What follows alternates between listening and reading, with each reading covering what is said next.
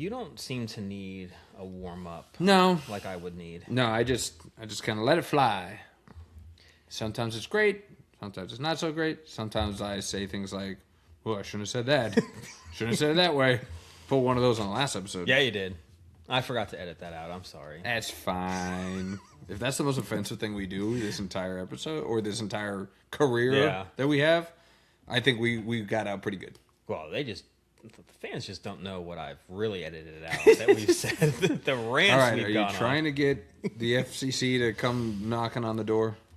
No, but they have a few times. I feel like we haven't cursed, and maybe we did, so I don't put that it was an explicit episode. Oh, you're waiting for that. Oh, they come in and they put the E on there. Oh, do they? They do. Oh, man. So they know. You can't sneak it past them. So if they really wanted to come after us. So mother fudging, and we're going to eat for that. We'll see. Maybe. What's up, everybody? Thanks for tuning in to another episode of the Undrafted and Overconfident podcast on a Wednesday, August 19th, 2026. I'm Jason Semko. With me, Brandon Bigo Gordon. Good to see you, sir. It's been a week. Yeah. Voice is back. You sound great. I feel more like myself. You look great. Thank you. So do you. Thank you. Yeah. I'm rocking. You can kind of see it. My very faded Nationals. It actually tee. comes in better, right, on the it's camera. The light. It's yeah. the light. Yeah. So rocking we're getting near the end of the baseball season. We've got a few touch points on that. So I got to rep that. What are you rocking here? What is this? At EX2 Off-Road Half Marathon? I ran this with Will Billy. Oh, yeah? I actually got on the podium. Ooh. Finished third in the your whole age thing. group or the whole thing? I think the age group, actually. Okay, yeah. I'll take it. Yeah, still, yeah. Third in the world, right? Yeah, world we'll competition. say that. I remember the shirt because you wore that in Pittsburgh on the same day that Will Billy did. You guys swear you didn't plan it. It was just one of those weird moments. We literally were changing at the same time in our room, and we turned around and looked at each other, and we're like, no effing way. Same freaking shirt. Same freaking shirt, same freaking time. Do we just turn into best friends? Yup. You guys both changed in the room at the same time? Who would be a fly on that wall? I know. If only you could have been so lucky. Yes, I know. Maybe in another life. But yeah, so that was last weekend. Let's talk about this weekend, man. You were bound for a letdown from the FAG week where it was just nothing but nonstop action to whatever you did this weekend. How was your weekend? The weekend was good. I did make my triumphant full return to pickleball. Hey, you're back. I'm back, and man, has my wife gotten good. Ooh. Like she took that week while you were away, and it's just like Rocky montage, like well, I was out like a week, a month and a half. Yeah. So she picked up some game. She got like a gnarly old coach. She's a wrecking machine. Dude, they're calling her like the wall. Ooh. Like everything that gets hit to her comes right back. All right. But she picked me up. She was saving my butt in one of our matches. So that was super fun to see. Stunk that I was the one that was kind of holding us back. I'm not used to that. I know you hate that. You're like, I want to be the guy. But if anyone will do that I won't get upset, it is my wife. It's the missus. Yeah. But I'm playing like with you. I almost don't care if we win or lose. It's just I want to play better than my partner did. That's fair. I don't know. That's the competitor, and sometimes I'm like, that's what holds me back. Maybe held me back. Like it's like you tripped me. I'm like, it's like, oh, you didn't get that. Jeez, come on, I would have man. done that. Jeez, no wonder we lost. At least I played better than you. But no, that was fun. But no, we actually on Monday, my wife and I went to, and I'm going to use this term loosely, a rap concert. Because a rap concert. Because could you be whiter? We went to a rap concert. Well, they were both white rappers. Oh, okay. Was Bubba Sparks? Is that a throwback? That is a throwback. Bubba Sparks. Paul Wall. Paul Wall. Find me a grill, man.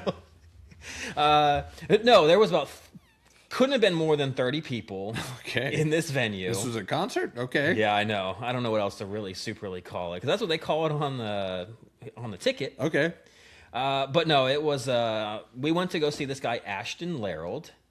Nothing. Not a wider rap name than Ashton What? Larold. Larold. Yeah. That's his rapper name.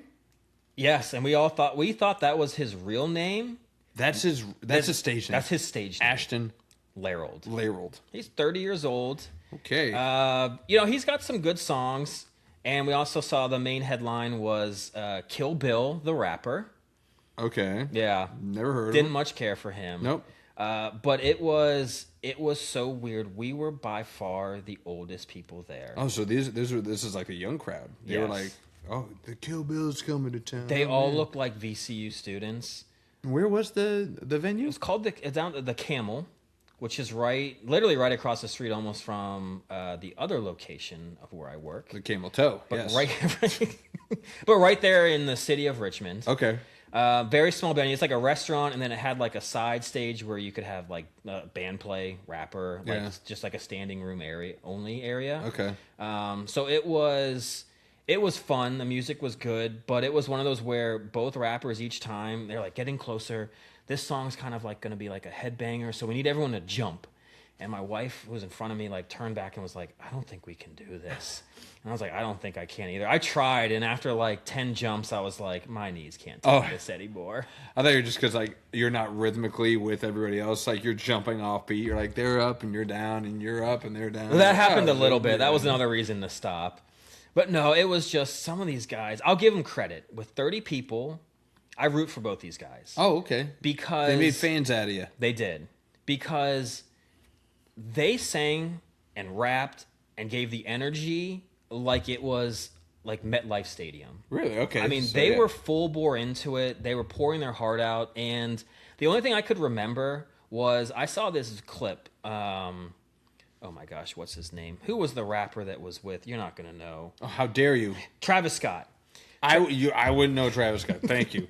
Thank you for painting this picture of me. You're welcome. But, you know, he ended up selling out stadiums, dating one of the Kardashians. I saw this clip of him at I think it was in Houston, like just a small little rap venue. Literally 8 people were watching him. And he was going so hard in the paint, sweat everywhere, like rapping like, again, it's just this huge stage that he's on with a huge fan base egging him on. No, he's grinding.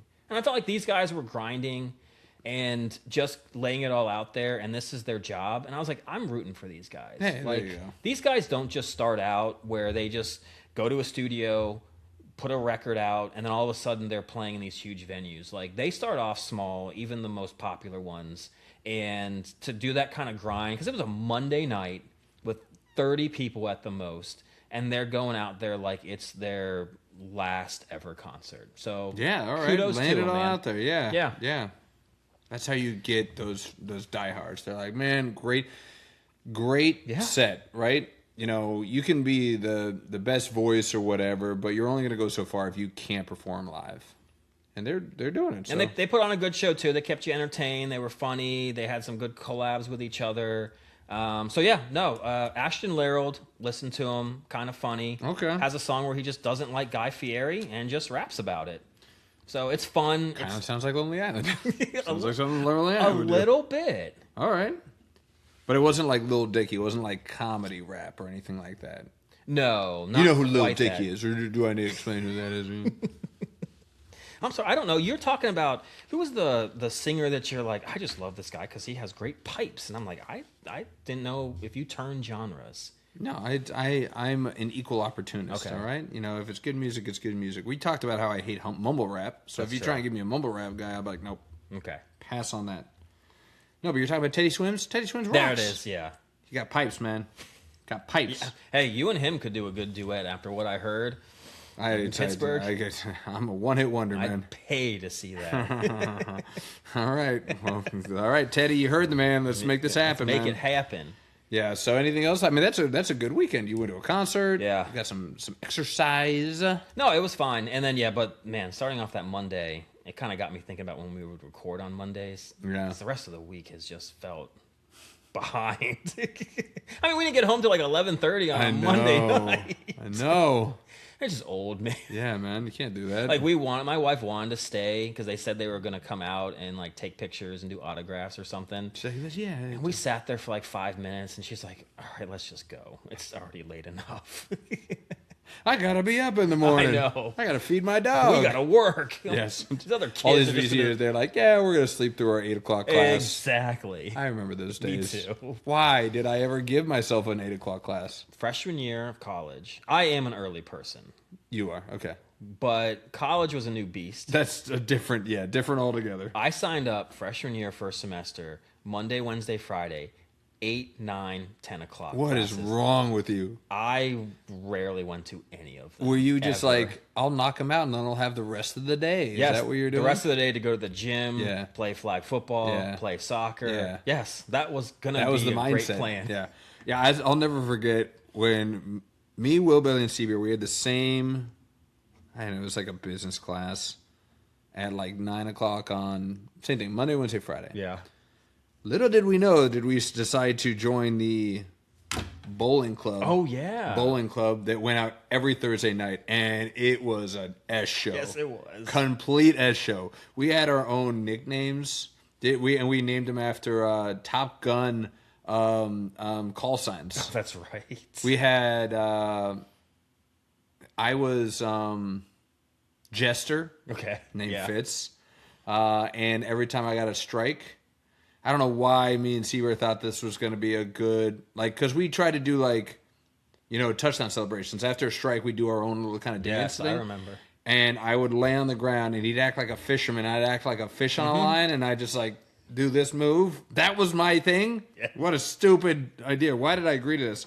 Best was, we're going to give a shout out. We haven't given him a shout out. Kurt Emery. Kurt Emery. He was on our team, and his call sign was Hollywood. Okay.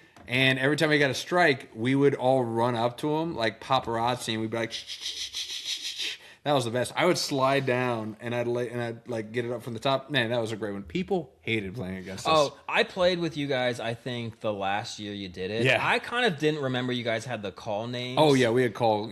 But I do remember the celebrations. And everyone else was there just quiet. I know, they were like a bunch of dorks. Like they were like trying to like and the way that they did this league is that they would allow you to, like, you know, let's gauge what your talent level is. So the first one, they'd be like, okay, like do a round, and this will be what your handicap will be. Yeah. So of course we sandbag the crap out of it, like gutter ball, so that when we're just lacing strikes or destroying people. And people got so mad because like, you guys are sandbagging. We're like, what are you talking about? But then it started evening out because we would pregame go keep drinking, and then even with the sandbagging, we would still lose because we were just so sloppy. I would just remember showing up there too, and I would just want to just talk trash because I just wanted to compete. Yeah, and I would just start yelling at the other team. Yeah, and they're just sitting there in their chairs, like, why is this guy talking to us? Still, it's the third game, and we haven't said anything to him. I'm like, you like that? That's how we do. I do remember that. How we didn't get kicked out of that club? I have no idea. We made it lively. They should thank us, pay us for our dues.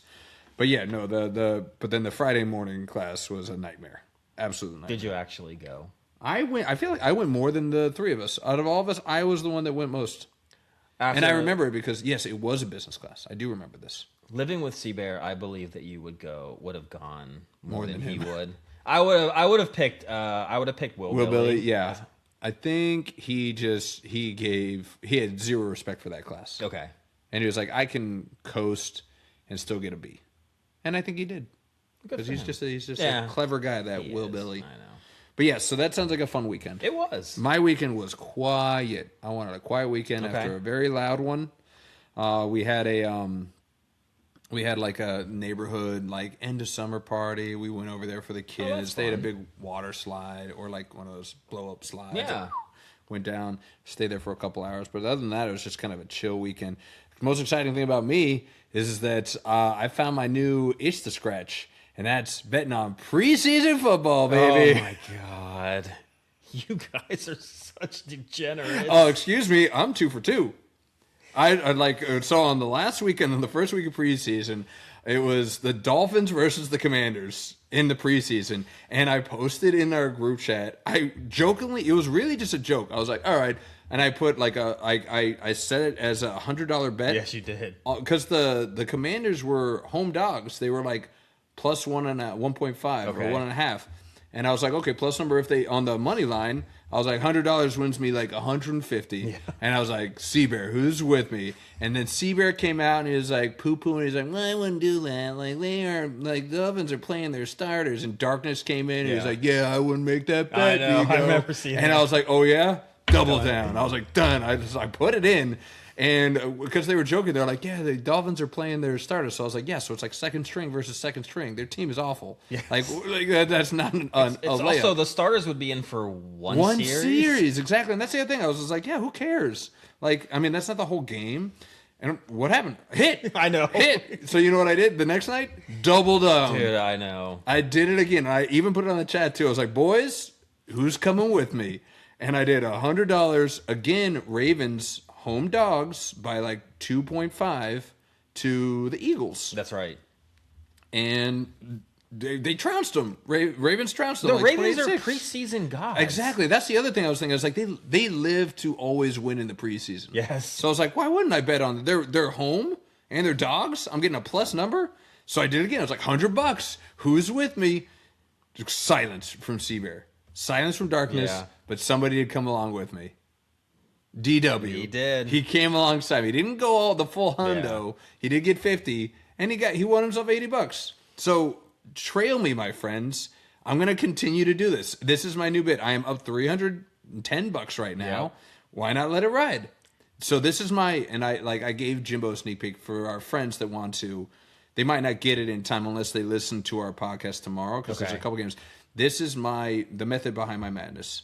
Especially if there seems like in like the regular season, these shouldn't be, but because this team's gonna start some of their starters for like one possession, like they're favored.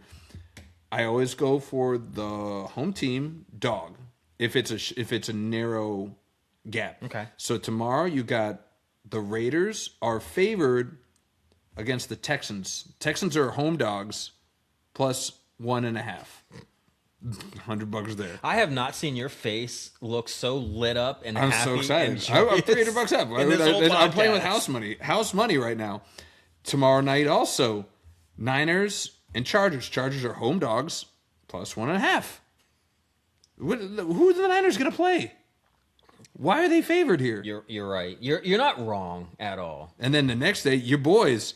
How are your Steelers home dogs to the Jets? 1.5. I'm telling you all right now, guys. This is the Vegas bettors. They don't care about preseason football. They're just flipping a coin. They're like, whatever. It's a crapshoot. They're gonna focus all of their attention on regular season. Now is where you make your bank. Go home dogs, especially again the Jets Steelers. I'm putting 100 on that easy. Like that's an easy one. I'm going on your boys. Thank you. Boys, home dogs, give me a plus 108. Give me that. And then, I don't know, I'll do it on one of the other teams. I'm not going to tell you which one. You guys make your own choice. I'll probably put it in the WhatsApp group and be like, who's with me? Of course you will. And it'll either be, it might have to be Texans over Raiders, although Mendoza's probably going to be playing a lot, I'm guessing. You would think. And I got better odds with the Chargers. Maybe I'll just support my wife and I'll just take the Chargers as home dogs plus 1.5. So this is my jam now. This is my jam until it all starts crumbling down. I'm starting to get a little worried about you. Don't worry, because I'm going to stop once regular season. I'll start doing $10 bets again. Like 5, 10. I'm not doing anything crazy because the regular season's insane. And look, right after that, we got another one. We got Panthers, Jaguars. Jaguars home dogs plus 1.5. I mean, my cup runneth over. That's what they all say. I'll stop once this happens. You're gonna want that one last score. Well, that's what happened to me in the casino in Pittsburgh, right? I was up like 200, and Jimbo even said, "Let's go," and I was like, "No." Yeah. And then they changed the dealer on the blackjack table, and then it went. So yeah, you just gotta know when to get out. Well, at least you didn't pull. So we kind of forgot to mention, there's a few things we left out. We did so much, but when we left the casino, we went to go say goodbye to you and Jimbo. Yeah. And we were like, well, let's go see Darkness and see how he's doing. And he had a pretty fat stack of chips at roulette. Okay. He was at roulette? He was at roulette. Okay. And he was looking like he was doing really well. I mean, his chip stack, I don't know what the dollar amount were, but it was a lot bigger than what like you and Jimbo had. Yeah. And so we're like, hey, we're leaving. And he's like, I'm playing. I'm doing great. Like, I can't go. Go, man. So we're like, all right, man, well, we'll see you back at the place. Jimbo and Bigo are still over there. So maybe you can catch a ride with them or something, like whatever. So we go to the Uber. We're standing outside. It's taking a while because everyone's getting an Uber. Yeah. Less than 10 minutes later, turn around, and who's standing right next to us? And he's like, "Yep, lost it all." He's like, "I'll catch a ride with you guys." We're like, "What happened?" You were up so big. I know. Roulette, man. It's a hell of a mistress. But yeah, so this is you know, like FanDuel and Hard Rock's going to come for me. They're going to shut us down now that they see my algorithm here. I know. Home dogs, small margin, take the money line more often than not. I mean, I'm 2 for 2 so far. It's impressive. What comes up must come down. We'll see. I mean, you just got to pick them right. I do worry about. I'll be honest. I worry about almost all of you guys because. You know, you all love to send in, like, these big wins, good wins. Oh, you think we don't send the losses? Well, of course not. Who's going to send the losses? But for every win, I'm like, what is there, 3 or 4 losses attached to all of this? How about this? I will promise you, if I lose big, I won't give you, like, I lost $5. Like, yeah, because I picked the A's to money line that same night where I had the preseason ones. I was like, but it was like a $10 bet, and I lost that. Okay. Do you want me to give you my $10 losses? No, I don't. Do you want me to give you the big losses? I'll give you the big losses. I would like to hear about the big losses. Just put that as your first bet. Yeah. Like it's you gotta put your sack on the table, right? Like you show the bet before you win. Yes. Be like, I put this bet down. Because I mean, half of us are probably gonna be rooting against you. I hope the freaking goose eggs. I hope he freaking loses that. Because we're hateful mongers. We just hate. I know. We just want to hate on each other. But put it on the table, man. Like, you know, whip it out, put it on the table, man. Agreed. If you put more than like if you only put $50, because I mean those two I showed. I was like, this is the bet I'm doing. I put it in. But I mean, I'm all in. I'll do it through the rest of the preseason. Okay. I'm on house money right now, and I have to keep winning because. I mean, I don't know if I told you this, but you know our friend brother from Big Dollars Hunter. Yeah. Big Dollar Hunter. I don't know. We'll just call him that. I call him Big Fatty, but he don't like when I call him that. No, he doesn't. Oh no, actually he doesn't care. He's like, oh my god, you're just jealous because I'm so huge. But he's wrote me in the last 2 years in his Big Baller League. Yeah. Big buy-in, like, and we split it, and I'm still. Oh, you split that amount? Yeah. Oh. Like, I'll put down on a piece of paper. No, I think I remember. This is how much I have to put in. Yeah. No, I remember that. Yeah. So I have to keep winning. So that I can cover my entry fee for this. You need about all these home team dogs to come out. They got to go, baby. Oh, boy. Or else I might be telling Big Dollar Hunter, I'm not coming this time. What would you think? We're going to get a little off topic, and I think I'm just going to say this right now to you. We're not going to cut. I don't think we're going to have time for the movie review. No, we're doing the movie review. I'm not saying no to this. I put it up. We're doing it, but it'll be fast. Okay. But... So one of our friends that played on TriPie, initials PA, Phil, we'll call him Phil. Oh, okay, yeah. He paid for his wife's engagement ring with all his party poker winnings. Oh yeah, that's right. He did have a poker game. How do you think your wife would feel knowing if you had like purchased things like that through? It's like a blood diamond. Yeah, kind of like through like gambling or something. Through gambling, I don't think she would mind. Okay. Of course, but like this is a real big hypothetical because my wife's really not into like material things. Like she's like like she's very much like. I'd rather you spend a lot of money on like a trip and experience for us to do rather than like a diamond necklace. Okay, well, so it wasn't cheap. Like we were in college, but he spent almost 5 figures on it.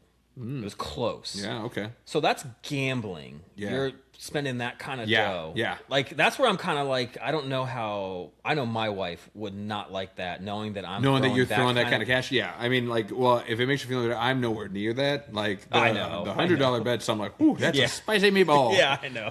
But yeah, no, I feel you. If it was like a big thing, like if like I paid for like a Disney trip, which is like $20,000. He's like, how do we afford this? It's like, with my gambling winnings. You're like, how much are you gambling? Exactly. It would raise the hair on the back of her neck. She'd be like, okay, like, great. We need to stop. Yeah, exactly. Like, that's enough of that. But everything's a gamble. The freaking stock market's a gamble. It's true.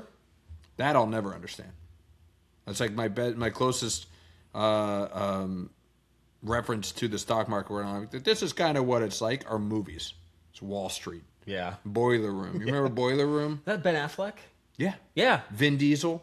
Really? Giovanni Ribisi.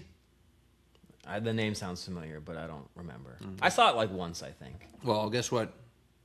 You know what? I will skip the movie review just because we have a lot of stuff to talk about. Even though I have some really good ones. Let me give you one. Okay, all right. So there's a movie that came out this week, or is it coming out this week? It's got Anne Hathaway. Ooh, okay. Ewan McGregor.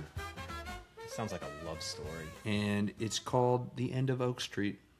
So we're not going to do... I usually do 4 or 5 movies for our movie reviews. Guys, for those of you that don't know this segment, I give some releases for the month.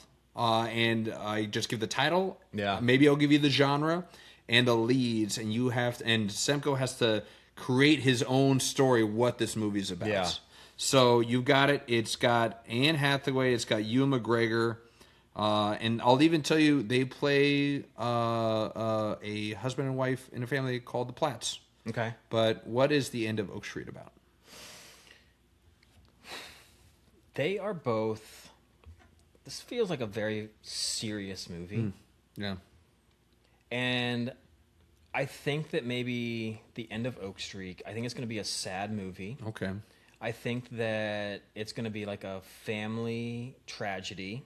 This family has been living on Oak Street through generations. Yeah. At least one of them, Anne Hathaway's family, maybe. And I'm starting to get the feeling that Anne Hathaway probably gets sick or has an accident. And it's because people on Oak Street don't want them living there anymore. Ooh, and they're trying to force them out. Okay. And the family has to band together to try to survive. Okay. So I think it's going to be like a little bit of like a thriller. Okay. All right. And they're going to try to take down those that have been kind of cornering that street and maybe running people out because they don't quite fit the mold. So I'm actually going to turn that back. It's not they've been living there for a while. They just moved in. And the neighbors don't like them. Neighbors don't like them. And they're going to try to do nefarious things to get them out. Like get them, like poison the water and that type of stuff. You know, they'll start like lightly by having like music on too loud. Yeah, knock over their mailbox. Then there might be like a brick that goes through the window. Very dangerous. Then there might be like some of those like veiled threats that are kind of made, you know, very ominously. Then there might even be like someone that actually kind of like breaks into the house. Yeah, maybe they get the HOA involved. They can see them running. Yeah, your grass isn't cut yet. Yep. Yeah. And then no one's really listening, and the cops are kind of in on it too. Ooh. So they're not really going to do anything about it. Oh. So I think it's going to be this whole thing. Do they move? Do they not? Do they stay and fight? Okay, yeah. And Anne Hathaway puts it on an Oscar-winning performance. Oscar Anne. Oscar Anne. Mm-hmm. All right, would you like to hear the actual synopsis now? I'm probably pretty close, aren't I? No. Oh. But yes? No. Oh. No and no. The only thing that I'd say, maybe the thriller part of it. So The End of Oak Street follows the Platt family, who's it is set in the 1980s, suburban neighborhood. It's suddenly transported millions of years into the past, forcing them to survive dinosaurs while searching for a wormhole to return them home. That's the stupidest movie. How much are they getting paid to do this awful trash? What? You got to be kidding me. They are transported millions of years in the past. Just their suburban neighborhood. Transported millions of years in the past. Dinosaurs. Got to survive the dinosaurs while searching for a wormhole to bring them home. Okay, what like 3 movies did both of these actors sign up to do? They're like, this is your last one. You have to do this like, one. you can do the other 2 that you want in our studio, but you have to do this movie as part of it. You were right there. They said that the film ultimately blends survival, thrill. You said they got to survive. You used the word survive. Yes. I'll give you that. Thank you. Time travel. You missed on the time travel. Wow. Okay. And the dinosaurs. And then family drama. You said it was a family drama. So you got 2 out of 4. I missed the biggest one. I was thinking that neighbors were going to be the villain. I didn't think dinosaurs would be. But but apparently this is the synopsis that the dinosaur-filled past, they use it as a crucible for the Platt's emotional and physical resilience. Okay. I'm on it except for the time travel. And the dinosaurs. Yes. All right. Maybe the dinosaurs are trying to poison them. Get out of my neighborhood. We don't like your kind. You're bipedal Homo erectus in my neighborhood. This is a dinosaur neighborhood. Imposable thumbs? What? We don't like that. Oh, man. I just saw that, so I was like, he's never going to get this. Nope. I have to do this one. The other ones are cool. I think you'd like this one, Motor City. I'll tell you about it afterwards. And there's another one just called Idiots. Maybe we'll get into it. Okay. But we are idiots because our next segment is about the team that we really thought was going to be marching right to the World Series. And instead, they are now, what do we say, 9 games under 500 now? Jesus. We're going to get into a little bit of MLB talk, and we're going to start with the underperforming, just melodramatic Mariners, just terrible upon terrible. So the Mariners, as I kind of just briefly mentioned, they've just been a complete tailspin. Again, the whole trading away Castillo and trading for Taylor Ward, whatever the hell that was. He's hurt now. Hurt. They're 59-67. They're officially, but technically, they're still technically, don't tell me why or how, they're still only 3 games out of the wild card. For the last 5, well, Minnesota's 63-65. The AL's so bad. It really is. It's so bad. You got a sub. This is the Panthers of last year. They got somebody in the wild card that's sub 500. Do they have any shot of making the playoffs? I think it was when we were juniors in college. So this is 2007. Yeah, this is 20 years ago. I was taking a summer class, and that's when the Colorado Rockies. What a student you are. You're like, you know what? I just want to take more classes in the summer. That's why you did it. That's exactly what it was. Yes, I wanted to just further my education, get ahead of the game. Yes, I'm getting a double major. Yeah. I did add a minor in there at the end. Double divided by 2, so whatever. Yeah, I'm just better than you all. Wow. I took summer classes. That's right. Jelly. All right, so the Rockies, yes. So they went on... The Matt Holliday Rockies. I think he was on that team. He was on that team, I remember. So they went on this epic tear to end the season, and they actually ended up going all the way to the World Series, getting swept by the Red Sox. Yep. So, but the Rockies made the World Series. They did. That's crazy. It was an awesome run. It was. But that was a team that didn't have any expectations at the beginning of the year. They just kind of came together and had a great streak. This is a team that has faltered, let everyone down.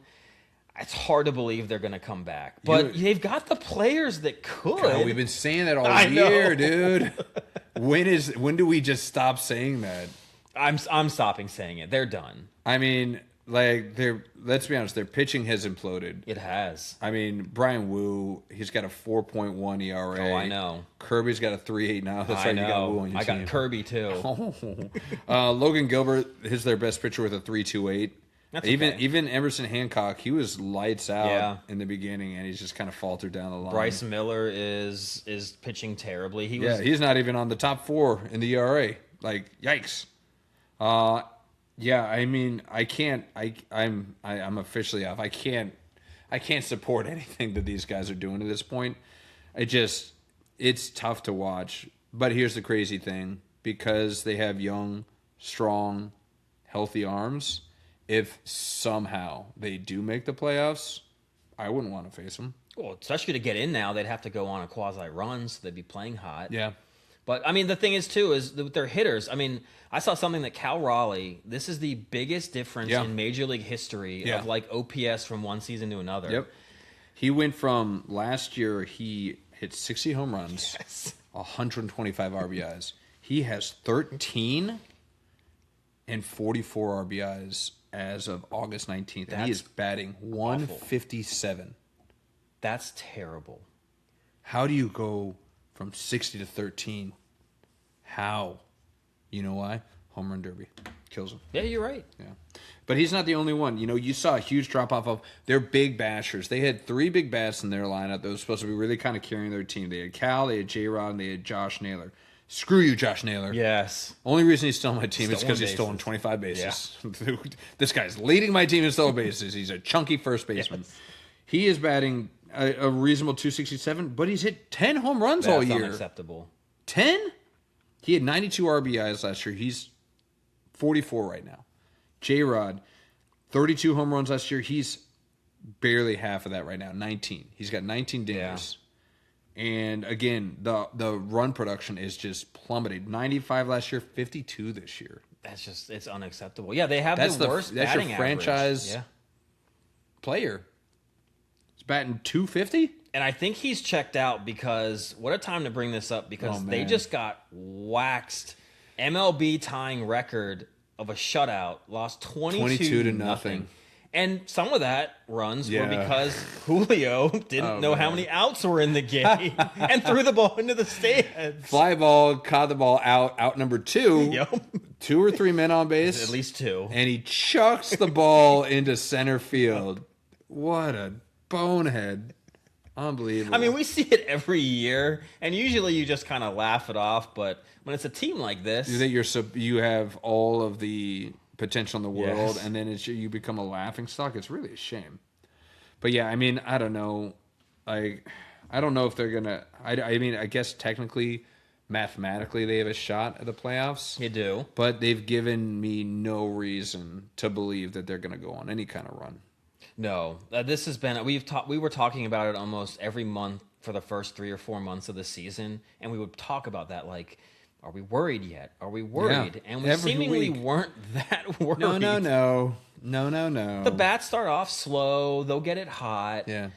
I mean, I know Raleigh never had a good average. That was always the reason why. Well, I mean, and again, that's what last year was an outlier because his average was pretty good last year. It was. I think his average is right around that 260 or range or so. But that was his high mark. He's like a 220 guy, usually. Yeah, but that's the thing. If he's batting 170, if he's got to play to the back of the baseball card, does that mean he could get hot and maybe carry the team to some wins? No, I think he's broken. I think this too. This is like a snowball season where he's just not going to get it back. And people blame it on not only the Home Run Derby, but the World Baseball Classic. Yeah. I could see that. I mean, you got some players that just have not quite recovered. And I don't know. I think next, especially like, you could even do it for betting, but like fantasy season, I might pick guys that didn't play in the World Baseball Classic. Okay. Because you got the Senko strategy. I mean, sneak peek. Like Perdomo, he was the number 9 ranked. You're right. Just dropped him. He sucks. But you, like a month ago, you're like, can't believe you dropped Perdomo. I know. And now you're like, I dropped Perdomo. Yeah.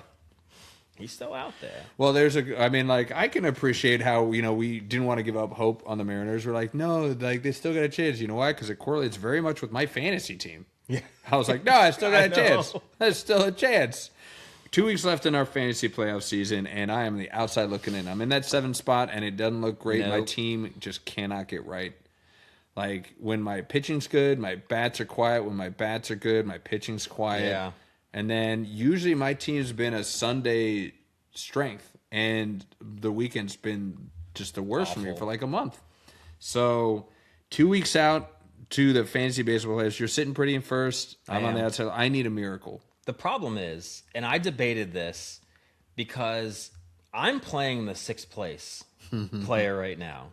And it is Burr, who none of us really like. Oh, yeah. And don't want to see in the playoffs. You're not going to throw it. I seriously debated. You're not going to throw it. I'm not. I'm still getting crushed. But so thanks a lot for nothing. I know. So I'm really just going to probably knock you out fully. Gee, thanks. With my terrible week. This is so nice. I mean, Cavalli's doing his thing, man. Right now, 5 innings, 10 strikeouts, no runs. I can't believe he's keeping me alive. Yeah, he is. Like, even though my freaking other pitchers just went kablooey earlier this week. You're streaming. See, this is ride or die, man. Ride or die. This is why I'm glad everyone has paid attention, because people like you can't just people like me constantly stream really good pitchers on a daily basis. That's true. They've all been taken, and you really are. It's really a gamble now that they're going to pitch well. Doesn't make a blown up today. It felt like last year. Every time you'd stream, I'm like, really? He just got a guy playing the White Sox or the Royals? Yeah. I'm like, you don't even need starting pitching. You just stream it every day. But now there ain't no one out there. No, there isn't. I mean, like I've been more, except for yesterday. It was been more selective with my streaming. Like I kept Urania because I was like, okay, he's good. And he came around today. He's already given up 3 runs in 4 innings. Dustin May held on to because like, oh, he's on the Brewers. 2 innings, 7 runs. Oh, no. So Cavalli's pristine start is useless for me right now. This makes me so happy. I'm so glad it does. So yeah, I need a miracle. Luckily, I'm playing a guy that I always seem to have his number, and we'll see if I can have a miraculous return through the end of this week. That's Sunday. I'm so rooting for It'll that. be just a twist of knife, and then we'll see. I mean, but right now it doesn't look good for your boy Bigo. I mean, you can't always be on top. And I blame this on all of my good juju going towards winning our bets. Okay. That I have nothing left to give to my fantasy team. I understand that. I also blame my lack of... I'm usually very creative with my team names. Okay. And I slacked off this time. I stuck with a shout-out to our episode. I did the Eskimo Bros. Yeah. That's my team name. But I usually... meld it into one of my players' names. And I, maybe that's my juju. I need to get back to that. So... couple things if you want to get all woo-woo about it. But, it's not looking good. I need a miracle. I think the question that I really have for you, though, is because you're not making the playoffs. How dare you? It's just not all happening. Right. Count me out, man. That's what I need. I need that extra motivation. You need that. But the real question will be, of the 6 players that are going to get in, teams that are going to get in, you going to root for your boy over here? I mean... it'll be good for the podcast, so yeah, why not? See, I was down 10-0 against DW right now. I'm down 5-7 right now. Oh wow! Let's go. My ERA is 7.18. I'm just gonna keep streaming so I can try and keep strikeouts. You have to. I'm just gonna keep streaming, and maybe some quality starts. He's only got 1 QS. I got 0. Cavalli's gonna give me a QS. I'm timing QSs right now. 6-7. 6-7? 6-7. Oh, terrible. So, I mean, don't count me out, man. Like I told you, DW left me quite a mocking text last night. And you know what I told him? I was just trash talking on a Tuesday. And I was like, trash talking on a Tuesday. That always works out well. DW, you should know by now. Don't poke the bear. You'll never learn. Don't poke the bear. But I love it. Thank you for reaching out and talking trash. Oh, speaking of talking trash, man, we still have a bets going in through the end of the season, too. We got the Nats, Pirates, our bet. Man, it's like, you're winning, I'm winning, you're winning, I'm winning. It's going to be exciting it's all the great. way. I love it, man. This is fantastic. You are officially back in the lead by, 2.5 games? No, 2 games. Yeah. 2 games. Could change with Cavalli going out there today. Cavalli's crushing right now. Nats are up 3-0, bottom of the 6th. And did the Pirates win today? Or have they finished playing yet? Good question. I don't have any. Pirates won today. So the Nats got to win to keep it to a game and a half behind you guys. But this is going to come down to the end. Are you getting nervous? Are you feeling confident now that you're back in the lead? How are you feeling? I feel more confident now. I hope they just went through a bad patch. Okay. They're coming out. Their starting pitching is a little bit better. Okay. Still worried about old Paul Skeens. What is wrong with that guy, man? Like, is it just the long season's finally kind of getting to him? Because he came in, did he came in halfway through the season or a quarter of the way in last year? He didn't start the season with the rotation. I think he did. It was, the year before that, he came in late. Okay. After he got drafted. And then last year, I think he came in, he pitched the full season. All right.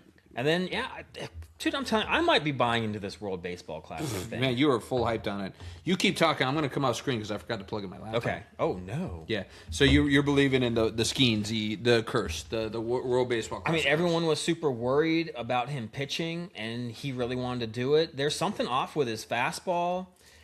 Perhaps he was overthrown at LSU. The Pirates did have him his rookie year pitch like the second half of the season and watched a pitch count, but then he just came back and just was flame throwing last year. I think it's just all caught up to him, and maybe he just needed a little bit more rest. But something's obviously off. Like the mechanics are off. The miles per hour on the fastball are off. There's just not as much movement. I dare say he's hurt, but he's been doing this for a whole season. I don't know what's scarier. Like, is he on the verge of getting hurt, or is this something that is just lingering to where it's going to superly affect him till he just breaks something? I don't know. You got to question the command too, because he went tonight and he had 4 walks in 4 innings. Yeah. his pitch count was up to 81 through less than 5. It was 4 and a third. And him not walking guys was like his calling right? card. Yeah, like 4 walks is unheard of in less than 5 innings. So yeah, without your ace, I'm rooting for that. I just need Ashcraft to kind of go kablooey too because I'm also playing him. I know I'm kind of rooting against him too because obviously I got to maybe see DW in the playoffs, maybe the finals at this point. Oh, whatever. Because we're gonna be 1-2. I can't wait. I can't wait for all this pomp and circumstance. I want you to make it far for the podcast's sake, but I would love to see you lose in the finals. You would. Yeah. Unless it's Burr. Then I'll root for you. Okay. If it's Burr, I'll root for you. By then, I wouldn't care. I got the belt. That's asterisks. Whatever. Asterisks. I'm tired of our asterisk winners. Like, isn't Seabear an asterisk winner right now in hockey? No. No, he's Will Billy was. Oh my God, football. I should have beat him. I can't believe our finals in hockey ended in a tie 4-4, and he got me on regular season. Yep. Brutal. But yeah, I don't know what's wrong with Paul Skeens. Maybe he's distracted by his smoking hot wifey or girlfriend. Too. Are they? They're not married. They're just a girlfriend, right? I think girlfriend still. All right, you gotta lock that down, man. Especially when you're pitching this bad. I know. You better lock that down. I'm surprised. You know, maybe Kate Upton's just a really good gal. She's still with Justin Verlander. He sucks. I love that it's like we have such a low bar. It's like she's a good girl because she didn't leave him once he started being terrible. Well, because you see that happen, I feel like a decent but amount. he's already made his bank though, so it's like he's still got the money. It's true. And again, we are not giving women any credit. Like she probably loves him. He's probably a great guy, and they're great together. And I've heard from a source he's not a good guy. oh really? Yeah. Who's your source? He's my college football source. Ooh. He's my everything Richmond source. Whoa. And Justin Verlander grew up in Richmond. Ah. Yes. Actually, yeah, one of the houses, I think, if you drive on 288, go across the river, it's one of his houses that you see. One of his houses? Yeah. He owns that house still? I think so. Okay. That's what my source told me. I'll ring that doorbell. Told me he's not a great guy. Bet you Halloween he gives out full bars. Full bars. Or you think he probably doesn't even, he probably gives out apples. He probably doesn't give out anything. Whoa. He probably just turns the lights out and says, I'm not dealing with this. Turns the sprinklers on. I don't like people. Yeah. Put 6 the dogs on people walking up. Wow, geez, that bad. You were joking. Hey, nice guys finish last, and apparently that's why you got a smoking hot supermodel, because he's not a nice guy. Yeah, it's true. Well, you can be a nice guy, you can be a bad guy, but everybody looks the same in the dark, my friend. And if you want to know what people look like in the dark, go no further than this one restaurant in Hollywood, Florida. Okay. Because they're taking that to a whole new level. They're giving away an opportunity to dine in your birthday suits. Okay, yes. So customers in Hollywood, Florida, starting on August 4th, on the first Monday of every month until in perpetuity, at the Class Soiree Steakhouse. Ooh la la. That does sound nice. They have an unusual dress code, clothing optional. So apparently the steakhouse offers a new dining experience from 7 p.m. to midnight. Ooh. Diners must be over the age of 18. Okay. That should be assumed. To participate and are expected to follow the additional guidelines. No touching without consent. Okay. No touching. Upon arrival, they're given a robe, a towel, and a seat cover. Thank God they have that seat cover nice. There. Yeah.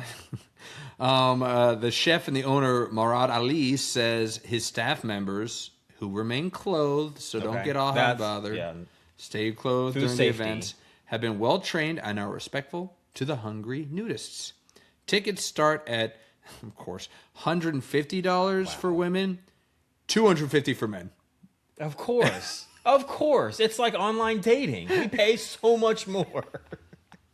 But if you go as a couple, it's $350. So if you're a couple going, want to get naked, So what do you say, $50? How has the health department not shut this place down? I have no idea. This can't be legal. I mean, like a steak place. I mean, just sweaty meats everywhere, sweaty people everywhere. I like. Is it just nudists going to this thing, or are they like people that are like into voyeurism and there's like, ooh yeah, taboo, or swingers and they're trying to pick up other naked people? Like, who would be interested in doing this?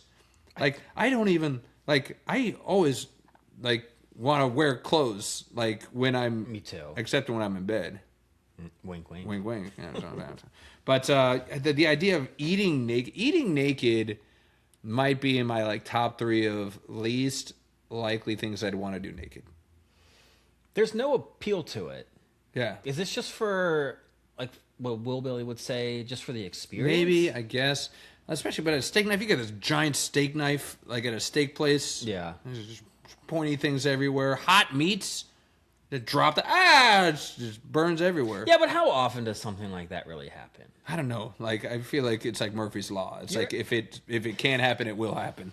If you're at a nice place, it's probably, it's not like this hectic TGI Fridays atmosphere where, waiters or waitresses could, dump their plates on you or something. Like, it's probably just well done. You've got a lot of ample space to eat. You're an adult. When's the last time you spilled steak on you? I don't know, not steak, but I cut spill yourself food with all your the knife. time. Just cut myself on my knife. I don't know. You get nervous, just like when you're like at a ledge. You're like, you're not gonna jump, but you're like, whoa, like this is kind of nervous. It's like it's right there. It's like, yeah, you like look down, you're like all right, buddy. Yeah. You're like that guy that like used his for kindling in that garage fire. We're just throwing it back to another crazy story. But this place has got to be like 90% like peeping Tom pervs, like going to this restaurant, paying $250, yes. like table for one, please. And they just got their binocs, and they're just like, they got to be like, they have the no binoculars rule. Like, you can't have binoculars, or no flash photography. That's also got to be on there, right? I almost have to say you'd have to, yeah, that has to be. Where are you gonna put it? Where are you gonna put it? You don't want to know. Yeah, you don't want to know. But for real, I almost think they'd have to make you come in as a couple at least. Like, no, at least they didn't. Ticket starts at $150 for women. You're right. You got like the peeping Toms. Yeah, it's like most like nude beaches. It's always just the gross. Yeah, that's what I was gonna dudes, say. And they're all looking for. But also the people that are there nude, they're not really worth looking at. Right. Yeah. So this restaurant, I don't know what the owner was thinking, but he's not gonna have like tens sitting down eating. Yeah. He's like, yeah, baby. It's like, oh my god, and especially after like when I go to a steak restaurant, it's like I'm eating my fill. Bloated afterwards, like just like spilling out of your chair. That is not appetizing. You just see the stomach. Would you be a waiter at this restaurant? Would you serve at this restaurant? Have you ever been a server? I have not. You've never been a server. Never been a server. I don't. I have a little less appreciation for you. I was actually doing a lot more like manual labor type jobs. Yeah. I was working in like a roofing warehouse. Okay.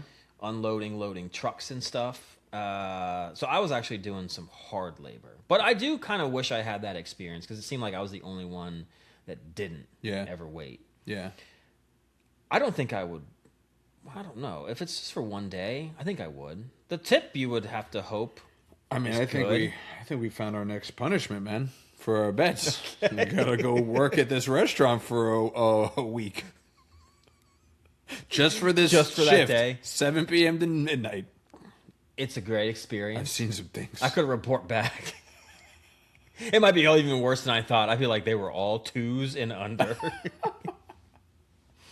They're like, this isn't even the worst thing I've had. I've drank foot juice. I can handle this. This is fine. How can you take that serious as a waiter though? You're just like, you're taking an order and they're just sitting there staring at you. And yeah, you just got like some guy's junk just right below you, and you're just, what would you like to drink? Here's your water. Like, it's like, dude. Dude, your D's out, man. That's what I would do as a waiter. I would just make jokes the whole time. I'm like, that doesn't look right. You should probably get that checked. I was like, that's not a loaf of bread. You're just checking for moles. You're like, oh, that mole is not. Yeah, exactly. Bread. Waiting for the first lady to be like, my eyes are up here. I was like, oh, I'm sorry. You're completely freaking naked at my. I was like, sorry, it's a little distracting. A little bit. Yeah. I think going in there though, but that's the thing. I want to say the people that are in there probably would welcome those jokes and probably make jokes at the waiter's expense. Yeah. Being like, no, you can look down. It's okay. Yeah, like, please. Yes, exactly. Please look down. That actually make me more awkward. So now I don't want to work there. Or how uncomfortable it's like, because they give you a robe when you come on. Yeah. It's like as you're taking their order, that's when they decide to derobe. They're exactly. Like, what? Something wrong? This is the natural human body. take enjoy it in. Yes. It always goes down smooth. No, I wouldn't be able to be a server at this. I get fired in like a day. A day. You wouldn't make it through the night? No, absolutely not. From 7 to midnight? No. You'd be out by 8? That's the hot stuff coming through. You know what I'm talking. I don't know. Maybe I'd get the most tips I've ever gotten. I have no idea. But again, how are they paying? They're not gonna, like you said, they just grabbing their wallet, putting it in their mouth. Maybe the robe. They walk it. They have to have like a changing room in there, right? People aren't walking into the restaurant completely naked. That's a good question. Like the logistics of this is blowing my mind. And how do you think they fill up from 7 to midnight? Like, do you actually think this place gets busy for this day? Yeah. I mean, if they've cornered the market of nudist restaurants, yes. That's true. And Hollywood, Florida, isn't that like, I feel like that's like Florida is already like the retirement capital of the country. There's a bunch of old people in here. Ashton Larold had a wonderful song about how much he just does not care for the elderly. Wow. All right. Yeah. He's like, anyone over here 55 or over? And no one raised their hand. He's like, thank God, because this song is not for you. Wow. All right. He went blasting for them. All right. But yeah, so if you're looking for a fun experience, if you're in the Hollywood, Florida area, go check out Class Soiree Steakhouse every first Monday of the month, 7 p.m. to midnight. Report back. Let us know how it was. Yeah, let us know how the cut of the meat was. Yeah. If you know what I mean. I like my potatoes all gratin. Yum, yum, yum. But yeah, so we'll get off the naked talk, and we'll talk about the naked truth of football. It's time, man. We talked about this earlier, that we're going to start breaking these down, these divisions, before the beginning of the football season, and it's time to do that. We are going to be previewing each division. We're going to be doing one in each conference. We're going to be matching, so West-West, North-North, South-South, East-East. Maybe not so much in that order. Nah. But that way we can get our kind of fill, give you our insights on these teams, who we have winning the division, and if there are any surprises out of here. And we flipped the coin. Semco decided we're going with the West first, man. Let's do it. So we got the NFC West starting. I guess, it's a good place to start because we have the defending champs in this division, Seattle Seahawks. First question, man, is Seattle repeating? Do they have a shot? They definitely have a shot. I think we can learn that at the beginning of the season, a lot of teams have a shot. But they really didn't lose. I mean, they did lose Kenneth Walker. The other player they only kind of lost was that Rick Woolen, like a cornerback. Yeah, They lost a couple smaller defensive pieces. Nothing great. But you've got a huge bullseye on your back. Seattle was a team last year with Sam Darnold that everyone just kind of waited for that shoe to fall off. When is Sam Darnold going to let you down? Like, when is he going to collapse? And he played great. He did. The only thing I worry about them is, and we talked about this, they lost their offensive coordinator. Yep. And Clint Kubiak just seemed to get the best out of Sam Darnold. And the guy that they have replacing him, Brian Fleury, he was the 49ers tight end coach for 3 years and their run game coordinator last year. I mean, Kyle Shanahan's got quite the coaching tree. This kind of seemed out of left field to me as these defending Super Bowl champions. You kind of get a running, like a tight ends coach and the run game coordinator. Now, they lost Kenneth Walker, so I guess they really are going to have to find the guys to make that running game work. But I don't know. I think they're not going to be favored. Okay. I'm in the camp of you can't sleep on them because the strength of that team hasn't really weakened, and it's the defense. Yeah. Their head coach is defensive minded. Their defense was one of the best in the league. Like, they were doing enough on offense, and they have enough offensive firepower that I don't think we're gonna miss a beat. The question really is the new OC. Yeah. And I don't know if I don't know if I'm that much of a firm believer in coaching trees. Everybody hypes Sean McVay's coaching tree, Kyle Shanahan's coaching tree. And let's dive a little bit deeper. It's like Kyle Shanahan's coaching tree. Okay, Saleh, he just dumped on the Jets. Yeah. That did not go well. Magic Mike, coaching tree, just failed in Miami. For head coaches then. I guess for coordinators, maybe this could work. But I don't know. I don't know if just because you're in a coaching tree doesn't mean you have the same magic as the guy that's leading it. And again, No. like Kyle Shanahan, like everybody's like coaching tree. It's like that guy's never won the big game. Like, why are we also just because he's a good offensive mind, he's never won it. Like, No. why if he hasn't won it and then we're getting somebody from his team, like or from his coaching tree, is that really that big of a whoop-de-doo? So I mean I'm a little bit concerned. But I don't know. It's like I'm more of a believer with Darnold because he did it with Kevin O'Connell in Minnesota. He did it with Kubiak in Seattle.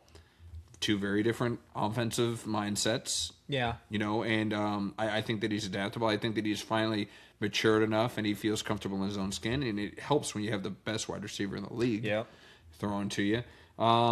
The other pieces on that team haven't really changed. I mean, yeah, they lose Kevin Walker, but before last year, and I think that he just peaked at the right moment, winning the Super Bowl MVP. He was injury prone. He was out every other game. Like last year, it was destiny or whatever you want to call it. But before that, he couldn't stay healthy. Nope. He was getting banged up all the time. It was him and Charbonnet, him. And then even 2 years ago, everybody was like, "This is when Charbonnet takes the job from him." Yeah. And the only reason he didn't is because he got hurt. I know, like he does every year. So, I don't think losing Kenneth Walker, as talented as he is, I disrespect, running backs. I think that, Diamond doesn't. That's why I'm so high on Jadarian Price. I was like, he can come plug in and he'll be just as good. And you still got Charbonnet. So I do think that they have a good opportunity to repeat. How about we put it this way? I believe they'd have a better... I would be more high on them repeating if they're in any other division. Yes.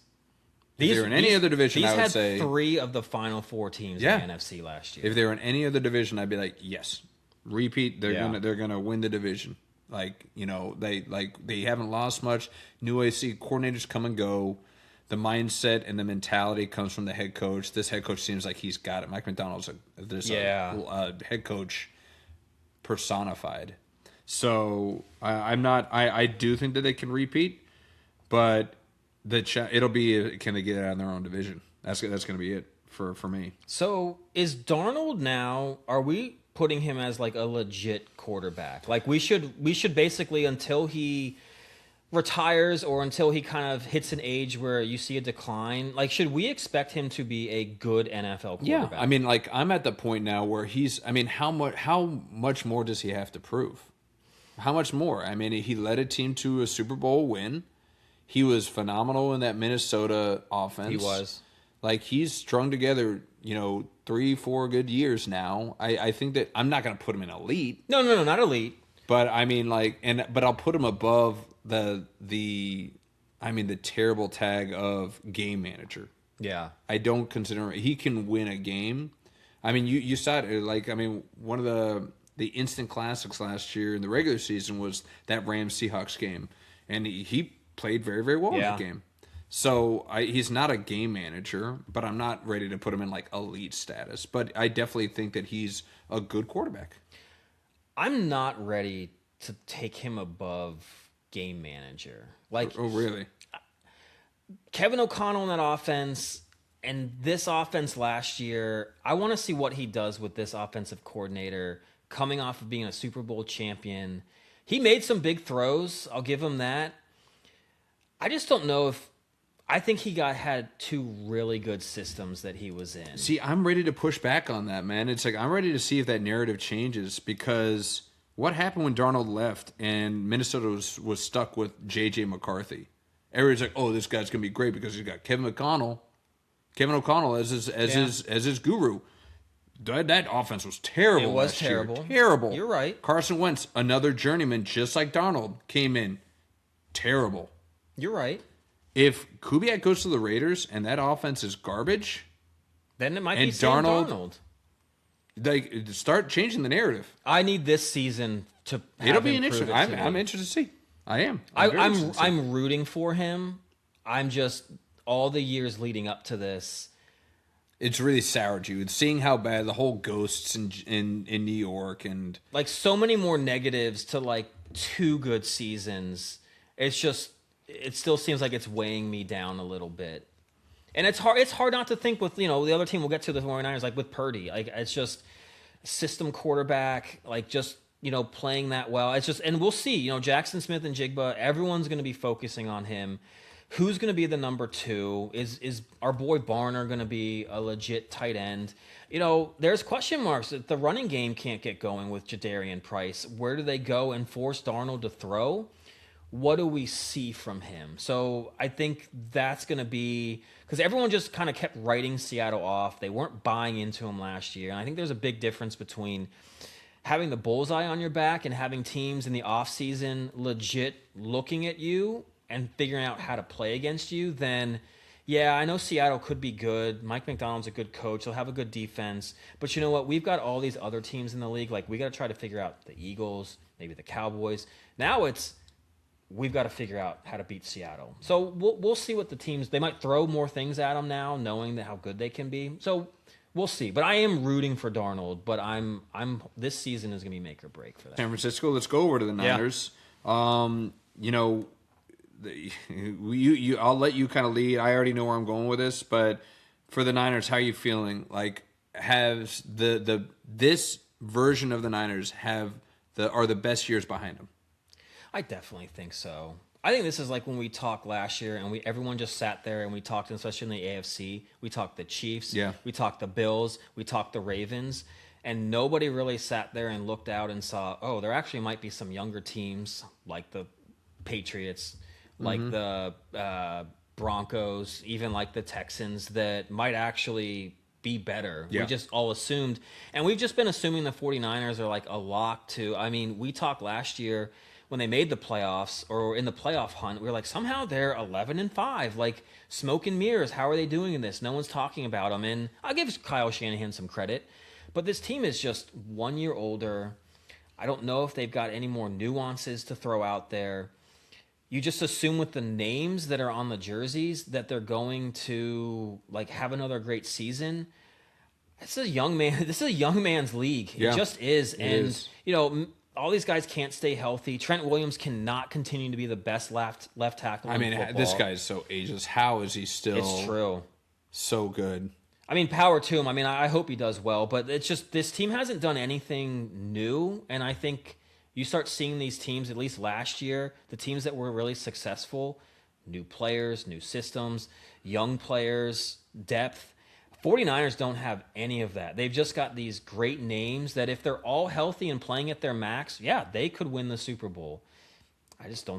Eventually you just get too old to play. Yeah. Aging is going to be obvious to think like that, and like this whole, talk about conspiracy theories, like having their practice like field right next to this power grid or whatever. Everybody's like, it's giving all these injuries. It's like, no, it's because they're freaking old, man. Kittle is 32. Debo is 30. Their big free agent pickup, Mike Evans, 32. Yeah. CMC turned 30 in August. Trent Williams is 38. Dude. He's pushing 40, man. Yeah. I really thought he was older than that. I feel like Trent Williams has been in the league for forever. He's been on the 49ers as long as was on the Commanders / Redskins. Like, you're talking about the biggest skill players that are on their team outside of their quarterback and Purdy. Yeah. Are all pushing 30 or over, man. This might be the cliff where they all fall off. With that being said, like we were talking about it off pod, like Stribling, he looks like he might be the real deal for them. He's going to have to be, I think. Because with Debo, Debo couldn't stay healthy last year at 29. He's 30 now. Mike Evans just couldn't stay on the field. 32 now. Kittle's injured right now. I know. Says he'll be back for week 1, though. Okay, great. He'll be gone by week 4. Yeah. And then CMC is 30, man, and he's had a myriad of injuries, man. You can't. It's like this offense is put together and held together by glue and duct tape, and you're just hoping this rickety car can make it past the finish line. And I wouldn't be surprised if this might be the first time in NFL history we start watching load management. Like players just sit out games because they're like, I need a. I don't know, maybe not CMC, but like Evans, I could see him like being a healthy scratch. Yeah. Debo, a healthy scratch. I could see that. Not at the same time. No. But give them rest days. Or they're just never going to practice in the week. There's vet rest days all week. You just go through the playbook. And then they're not going to be fresh. Their defense is a little bit younger. Nick Bosa, we were talking about, he's 28. I can't believe that guy's only 28. I feel like he's been in the league for freaking forever. Yeah. But he's been hurt frequently recently. Fred Warner's only 29, captain of that defense, but he lost a lot of time last year. And maybe the tread on the tires are starting to wear thin on him too. I don't see anything from a fresh legs mindset here that makes me think that this is the year. This might be the year where they fall off cliff. And I appreciate Kyle Shanahan. And I think that's the only reason why the Niners are still considered such an elite team, because they've got a strong offensive mind. But at some point, it's got to be the players plus the scheme. It can't just be the scheme. And I think Purdy is only a scheme-type quarterback. And I just don't know if he can truly – I don't think he could truly win a Super Bowl. I mean, kudos to Kyle Shanahan for getting Jimmy Garoppolo and Purdy into a Super Bowl, like super impressive. But I don't think the talent around is nearly as good. That Jimmy Garoppolo team was a great team, and it had a lot of the guys you just mentioned. Yeah, 5 years younger, or 4 years younger. So it's just I don't see how they're going to replicate any of that to actually win. And again, you know. Like talking about this, especially from the NFC, you could argue that this is already a daunting division. And then when you're going up against a tenacious Seattle defense twice a year and a tenacious Rams defense twice a year, those offensive pieces that are aged, they're going to get beat the crap out of them. But we got a young team. We got a young team in this division. Yeah. The Cardinals. We do. Arizona Cardinals looking young and sprightly and just... just energetic and ready to go. They got Jeremiah Love, first and second pick overall, leading that backfield. Yep. You got... third pick overall, I think. Was it third The pick? Jets picked that D end from Texas Tech. You're right. Rusher. Man, I've already forgotten about him. And then you got, I guess Jacoby Brissett is just holding it for Carson Beck. I don't know. Maybe. Hey, our boy looked great in that preseason. Yeah. Oh, yeah, the Hall of Fame game. Yeah, that's a precursor. But we can do a real quick touch on the Cardinals. Do you think Love's going to help this be like the start? Again, Trey McBride, young. Marvin Harrison, young. Jeremiah Love, young. Vet quarterback, maybe that's good for all these young pieces on offense. So what do you think? Is this going to be the start of the turnaround? I actually do like the fact new head coach Mike LaFleur, he was the Rams offensive coordinator. Sean McVay tree right there. The freaking trees. He's got a great tree. Kyle Zach Taylor? Is it Bengals head coach? Well, they can't all be complete winners. But look, he's a head coach that was a head coach for quite a while. He still is. Went to a Super Bowl. Yes, he did. So, I'll give him that. Yeah, I will say McVay tree greater than Shanahan's by far. Shanahan tree. Okay, Shanahan's a coordinator tree. You'll get some really good coordinators. If you keep them as coordinators. Gotcha. Don't make them head coaches. Gotcha. I actually do like that pick for a head coach.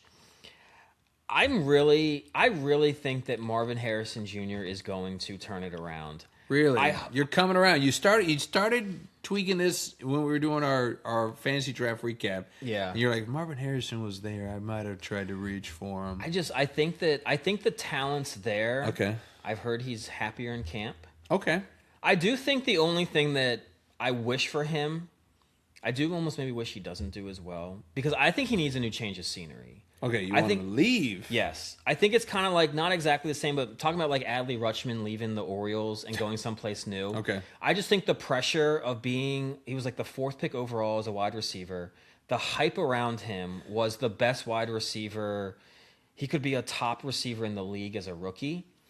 You're not going to like lose that. People in Arizona now are salty about you. I don't know. It's like, but with Jeremiah Love in town, he's the new shiny toy. I think people will, put less pressure on Marvin Harrison. They'll be looking more towards Jeremiah Love. I hope so. But it's just everything he does. If he drops a ball, that makes like huge news in Cardinals camp, and it's unfortunate. But the guy's got the talent. He bulked up. I think he's tried to work on getting like contested catches better. Okay. He seems to be having fun in practice. Brissett's a steady quarterback. Steady. You've got Love. You've got Algier. You've got Connor.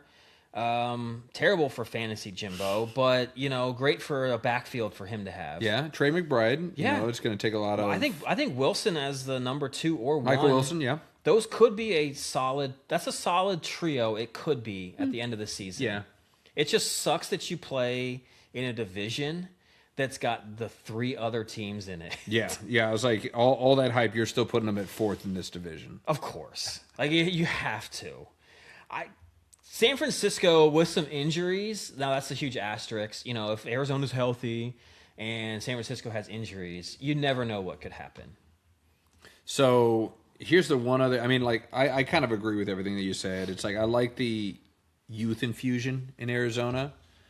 And then I like that they have a veteran quarterback who's been around that can kind of be the steadying force. So the skilled players can have those fresh legs, energy, speed. It's going to be a very quick team. Yes. Very quick team. And then you still have the steadying force of that, you know, vet quarterback. Yep. But the one thing that is giving me pause is you mentioned the new head coach. Do you know who the new OC is? No. It's Nathaniel Hackett. As in the Busto head coach for the Broncos, Nathaniel Hackett. Yeah. The Busto offensive coordinator for the Jets, Nathaniel Hackett. Ran back to the Green Bay with his tail between his legs. Didn't even do offense. He was like a defensive specialist. That's right. For the Packers when he ran home. And now he's the OC again. That is where I'd be concerned. You're right. Maybe LaFleur will have to take a... I was like, it depends on who's running plays. Is this going to be like an Andy Reid KC where LaFleur is the head coach, still calling the plays, and Nathaniel Hackett is just the offensive coordinator? Right? You just get the title. Yeah. You just be an attaboy. Because that's kind of like, I mean, because he was the OC for the other LaFleur in Green Bay, wasn't he? And LaFleur was still calling plays, wasn't he? I think so. So maybe he won't. Yeah. Maybe he won't. I mean, maybe. I don't know. What a gig to have. Tom Moore and Eric Bieniemy, what a gig to have where you just sit there and look like you are the offensive coordinator or whatever. But you don't do anything. You don't do anything. You don't call any plays. No. Peyton Manning called the plays for Tom Moore. Never understood that. Never understood that. How much you paying this guy just to run practice? That's pretty much it. Run the meetings. Yeah. I'm sure Peyton led the meetings anyways. She's like, tell him to sit down. The only other thing I will say though that I feel bad for the Cardinals. They do technically have the hardest schedule in the NFL. Okay. They have to play away at the Chiefs, Eagles, Cowboys, and Chargers, and they have a Week 14 bye. Oof. A Week 14 bye. That is a late bye. I mean, I thought you were supposed to give the bad teams. They finished 3-14. You're supposed to give them a more favorable schedule. Would you prefer a Week 14 bye or a Week 5 bye? Honestly, probably like a Week 5 bye. Really? Really try to because if you're kind of spiraling, you can maybe get yourself back on board. Okay, so you're thinking, if it's starting to go south. Yeah. It'll give you a reset. Whereas if you're spiraling and you have a Week 14 means absolutely nothing. You're still spiraling. You're still going down the drain. Okay. Yeah. All right. Well, you know who's not going down the drain, who everybody's just sitting at the top, probably pulling the plunger, flushing everybody down, is the Rams. With the changes, Myles Garrett coming on. And it looks like Aaron Donald's coming back, man. I called it a month and a half ago. Know. You did. Keep seeing him at the practice. Yep. Everybody's got them as not only the top of this division, but the top of the league. The Super Bowl favorites right now. Anything else have they done anything, or has anything come out recently that's made you change your mind as far as still considering them favorites for the whole thing? Probably are still the favorites, but there are some questions. And I think, you get big on where people play and things like that. Like domes? Like domes. Well, this is, they have to start by playing. Their start to the season is a tough schedule. They play the 49ers in Australia. Then they got to play the Giants, Broncos, Eagles, and Bills to start their season. That's a tough stretch. Yeah. I don't like the fact that both the Niners and the Rams got to travel to Australia. Yeah. That's rough. And the week 1. Yes. But really, there's 2 things that I'm really concerned about with them. One, they had Rob Havenstein retire, one of their best offensive linemen. Mm-hmm. They are there's no depth on that offensive line. And I think both of us had them picking, I think when we did our mock NFL draft, offensive linemen. Yep. And they went and got Ty Simpson, who did look good in his preseason game. But they really didn't address that offensive line. And that I mean, what teams honestly stay healthy for a whole season? Like, none. I think the Broncos team did almost last year, and that was like an anomaly. There's going to be injuries. And then, honestly, one of the reasons why they struggled or had a mark on them, their special teams was not good last year. They had 4 block kicks. It was always a worry with them. They did get a field goal kicker at the end of the year that kind of stabilized that a little bit, but they lost 50 expected points. And you really can't do that in a division that they play in, expecting to win a Super Bowl. The defense should still be pretty good. I mean, they got 2 guys from the Chiefs secondary. Yep. They've got Garrett. If Donald comes back, I mean, Landman in the middle is just like a tackling machine. The offensive weapons are there, but if you don't have an offensive line to protect them, that's going to be a huge problem. I still think they're favorites, but there's some questions. Yeah.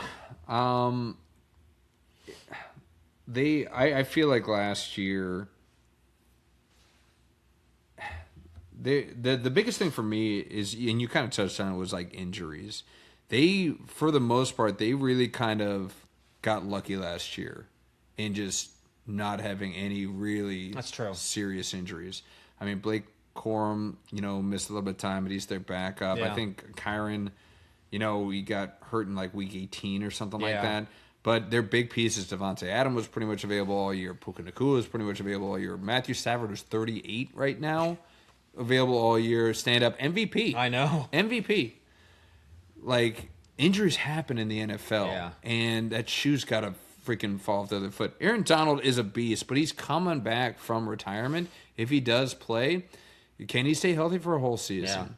Yeah. I don't know. It's like, I can't shake this feeling that the injury bug is going to bite the Rams. It's too good to be true on paper for them, isn't it? Yeah, I don't know. And I told you this earlier when I was like, I just feel it in my bones. Nakua's getting hurt this year. Yeah, I've said that.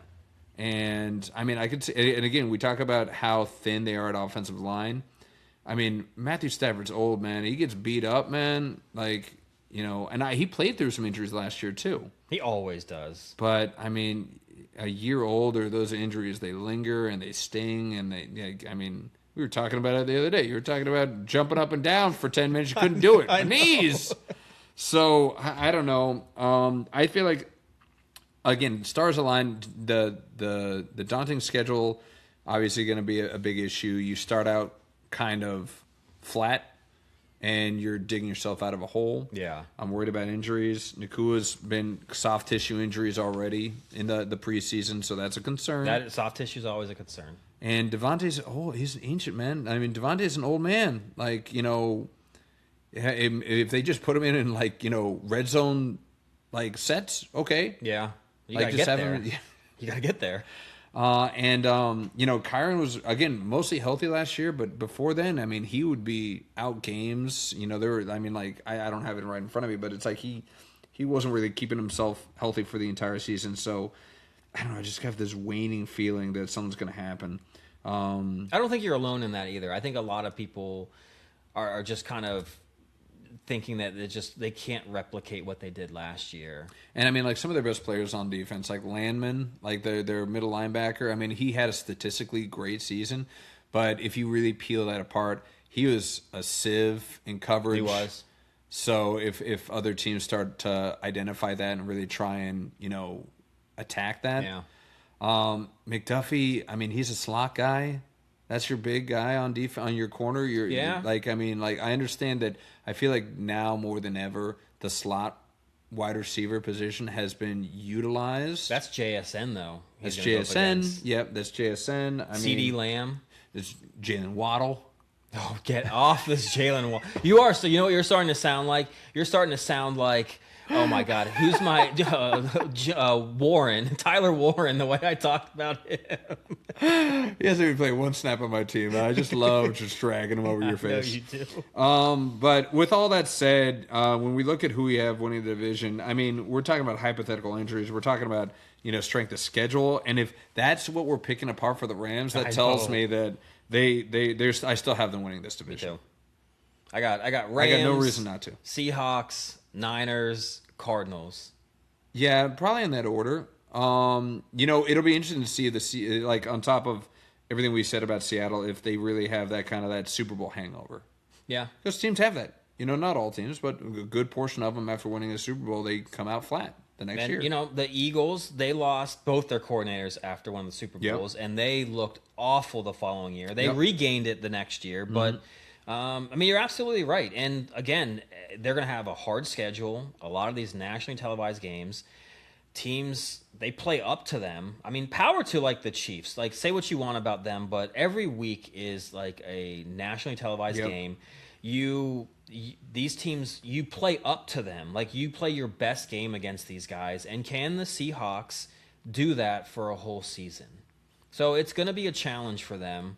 But McDonald seems like a coach who's not going to shy down from that and understands that that's what's going to happen, and is probably instilling that in them every single day. That's probably part of their, every team has a new mantra for every season. Yeah. It wouldn't surprise me if that somehow was part of, their mantra for the year. Yeah, their bulletin board stuff where there's everyone's kind of sad just because we won it last year. Or prepare for every team's best. Go out there and know you're going to have to, play your best game because the other team's going to play theirs. Yeah, that's true. Yeah. But no, I still have the Rams winning the division. It'll be interesting to see. We had 3 teams come out of this division go to the playoffs. And like you said, they were 3 of the final 4 teams in the NFC making their way to the Super Bowl. Do you think they can replicate that? Are we going to see 3 teams come out of this division? I don't think the 49ers are. I think the Cardinals get closer to the 49ers than I think the 49ers get to the Rams and the Seahawks. I'm buying low on the 49ers this year. Yeah, I'm kind of with you on that. All right, well, let's move on to the other side, the AFC West, my friend. This is a very, I feel a pretty much up in the air division right now. It's you saw the Chiefs just kind of fall flat on their face last year after being the kings of that division for the last, 5 years? Yeah. Denver really kind of came out and said, hey, we're the big dogs. Yeah. I'm the captain now. I'm the captain. And then again, if it wasn't for all of the injuries on the offensive line of that Chargers team, they were looking pretty strong when they were healthy. Yep. So let's start out with Denver, man, the team that won the West last year for the AFC. Are they still the team to beat for you? Absolutely. They lost. They lost John Franklin Myers, a big defensive tackle. They do have some depth there. They just don't have the talent that he brought. But that defense is just... they had a first-round cornerback pick last year who, from all indications, played well in camp, plays well. But the other 2 starters are just so stinking good, like Riley Moss and Jaquan McMillan. He can't get in there. Yeah. Poor J.D. Barron, he just can't really get in there. He's a... he plays in the dime packages, but that secondary, their safeties, there might not be much depth behind them, but Hufanga and Brandon Jones are amazing. Hufanga's he's just a star waiting to burst. Yes. And so that defense is not going to lose a beat. The only real issue is Bo Nix and his health. But, look, I'm not high on Jalen Waddle, but they added another weapon for him. Yeah. They've got 3 running backs. No, I don't. Waddle. I think Mims, I think Sutton, Cortland Sutton are going to outproduce. Don't worry about Tim Patrick, man. I've heard he's been buzzing around. Him too. They've got so many different guys. And their running backs, Jonah Coleman, I heard good things about him with the injuries, but they got 3 good running backs. This is their conference to win, I think. Yeah. The conference, all right. Yeah. You got them all the way to the conference. I think they are the top to bottom, I think the best team in the AFC. You kind of hit a lot of the marks. It's they didn't really lose anybody of substance on that team. Their defense was the best defense in the league last year. Defense will drive you to wins. Offense might, bring you those flashy plays, but if your defense is stout, you're going to be in every game. Every game you're going to have a fighting shot at winning. And that pass rush is tenacious. Yep. The secondary is almost just as good, I would say. They complement each other so incredibly well. I know. And they're just so well coached. Vance Joseph is a phenomenal DC. Yes, he is. Not a great head coach. Maybe he'll get another shot. I feel like if they put another top 5 defense on the field, there are going to be a lot of people ringing that doorbell. Someone would. I would. For Vance. But someone would. But, so they're well coached. They've got the athletes on that defensive team. So that alone puts them right in the top of this division. And then I know you and I are on the other sides of this, but I think that Jalen Waddle, addition to that offense, to a Sean Payton offense, we've seen what he's capable of doing with an offensive scheme. I think this guy's limit. It's like, J.K. Dobbins is a year older, but they've got 2 young backs back there, and R.J. Harvey and this guy Jonah. I felt so bad when I listened back to I was like, who's this Jonah guy? And I looked into him, I was like, oh, he's actually really good. I know. I went to go pick him up, and I was like, oh, whoopsies. No, he's already on Jimbo's team. Well, I brought him up because he was on Jimbo's team. Yeah. I was like, who's this Jonah guy? And then I looked into him, I was like, oh, he's kind of good. They re-signed Al Singleton, so they got their great linebacker back. To your point, all they lost was John Franklin Myers and Greenlaw, but Greenlaw's an aging linebacker as well, so he was more of a depth piece than anything else. So it's hard to bet against the Broncos just running the table again. The big question then, are you buying Bo Nix? Because you know what team this sounds a lot like? A lot like this team. The Seattle Seahawks with Russell Wilson at quarterback, where you had that Legion of Boom defense. Yep. You had now probably a better running game in Seattle. Yeah, Marshawn Lynch. I'd argue you have better receivers in Denver than you did in Seattle. You know, like Lockett? Was he there the whole time when they won like their first Super Bowl? I think Tyler Lockett was there. Was he? And then you had the other guy from Doug Stanford. Baldwin. You had Baldwin, yeah. Then you had a bunch of kind of no names, but maybe a toss up. But it just seemed like you have all these guys around this quarterback that's on his rookie deal, and you've got everything ready. But is that quarterback truly the guy that can get you there? Yeah, I mean, he seems like he has the intangibles. It's like I remember distinctly when he was a rookie coming in, and Sean Payton was just laying into him. Like they were recording him getting laid into on the sidelines. And when he came into the press conference, he was just very stoked. He's like, no, we were just talking. Like, we're just, hashing it out, and we're trying to get better. And I was like, okay, he's got the right mindset where it's like, and again, that is a testament to his collegiate career too. Auburn, Oregon, and like he's been in pro-style offenses, and he's going into a very pro-style offense here. Yeah, he had flashes last year where he looked like the guy. Yeah. And I would argue that, last year, his wide receiver, and again, we're going back to, why is it all roads lead back to Jalen Waddle for some reason? But, Cortland Sutton's a decent guy, but he's not a world beater. Like, he's a possession guy. He can run Chris routes, but he's never going to burn somebody off the line, and he's never going to take a 5-yard play and turn it into a 30-yard play. That's just not who he is. Bringing in a guy like Jaden Waddle might be the missing piece for Bo to really kind of go that step beyond. I think that you'll see him take another step in limiting the mistakes. Yeah. But, that's going to be it. That might be the linchpin on how far they go is that can he be, again, we're going back to the old adage, game manager. Can he go past a game manager, and can he actually win games for them? I don't know. I believe him. I wouldn't have believed in it, because sometimes being a big college football fan doesn't help you when it translates to the pros. That's true. And Bo Nix could not throw worth a lick at Auburn.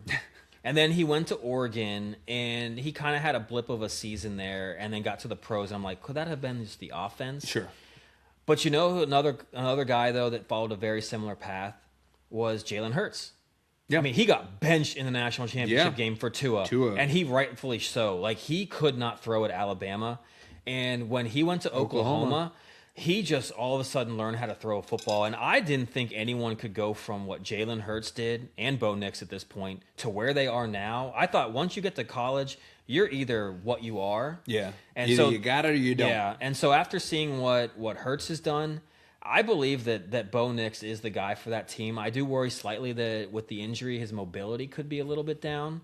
Thankfully, he's a young guy. Yeah. But I think he'll still kind of use that. But I would have probably not wanted to buy into Nix if I hadn't seen Jalen Hurts do what he's done in the league now. Yeah. So I'm buying in on these Broncos, man. Here's another little sneaky little addition that, people might be talking about halfway this year. Evan Ingram's back on the Broncos. Okay. He's a serviceable pass-catching tight end. I know. That's just another added weapon, man. Another weapon. They got depth at a lot of these different positions. Ingram. Look out for Evan Ingram. No. I'll bet you $10 right now that he gets picked up in our fantasy league at some point this year. I won't take that because you're absolutely right. You're absolutely right.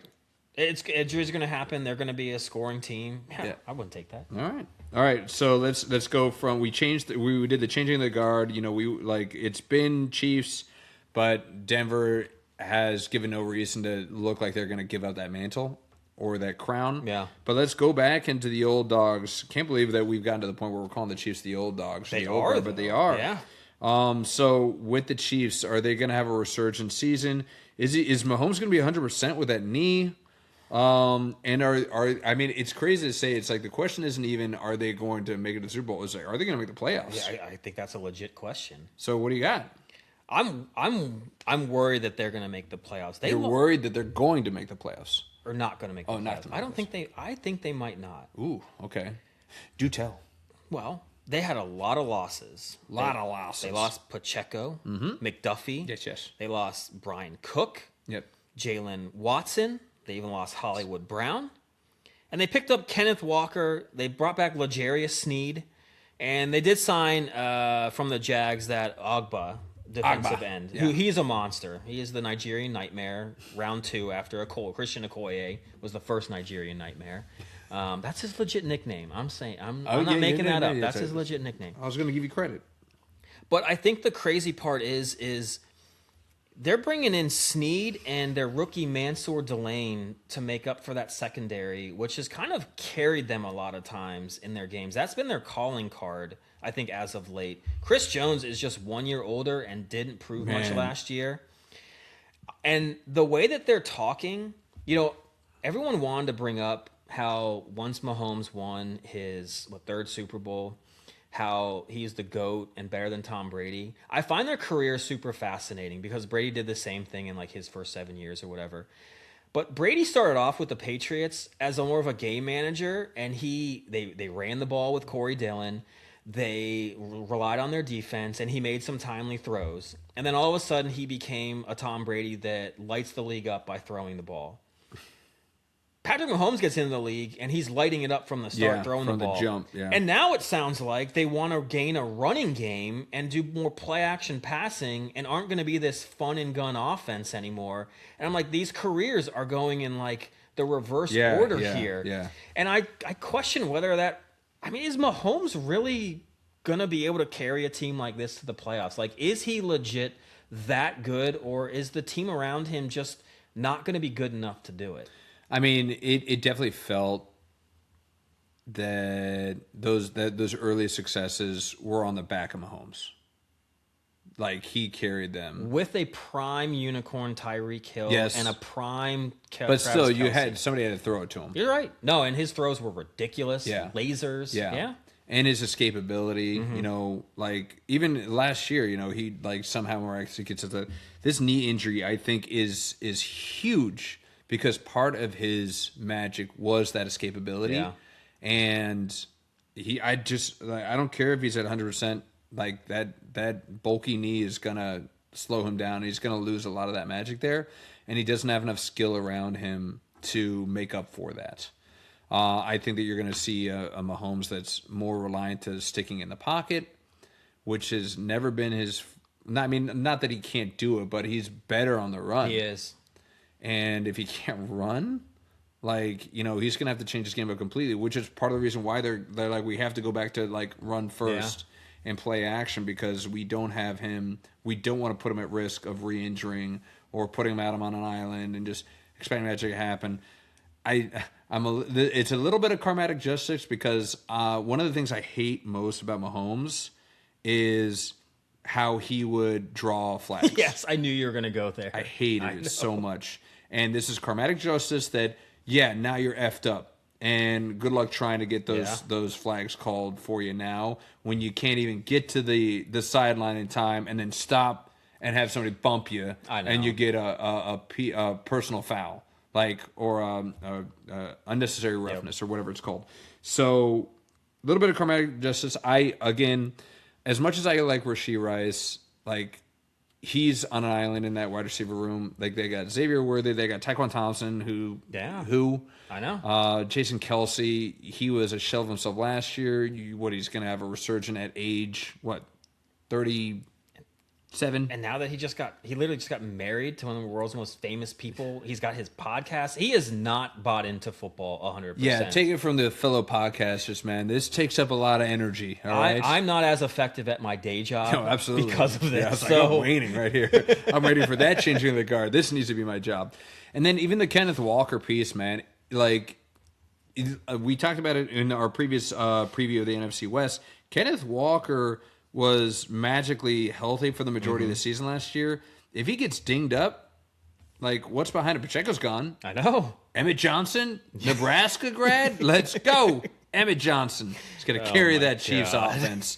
But, I mean, there's not enough offensive firepower behind Rashee Rice and even Kenneth Walker for me to really feel confident. They can't stretch the field. Yeah.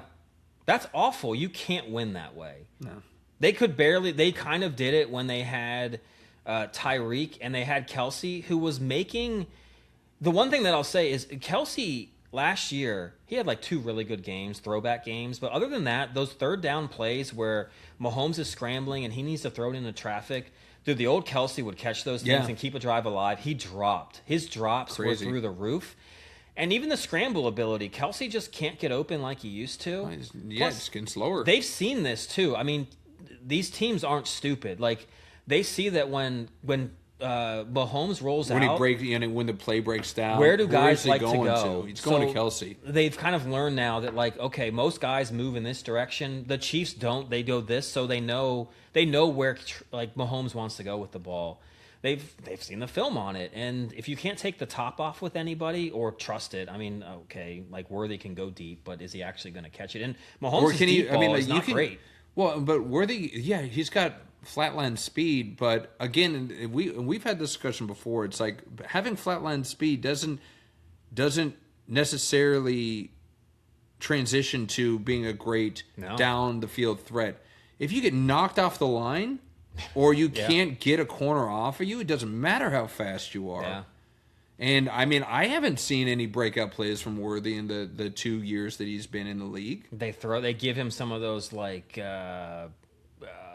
gimmicky plays. Yeah, the reverses. Like, it's all behind in the backfield where he's getting it, and then he's using his speed. It's not downfield. Nope.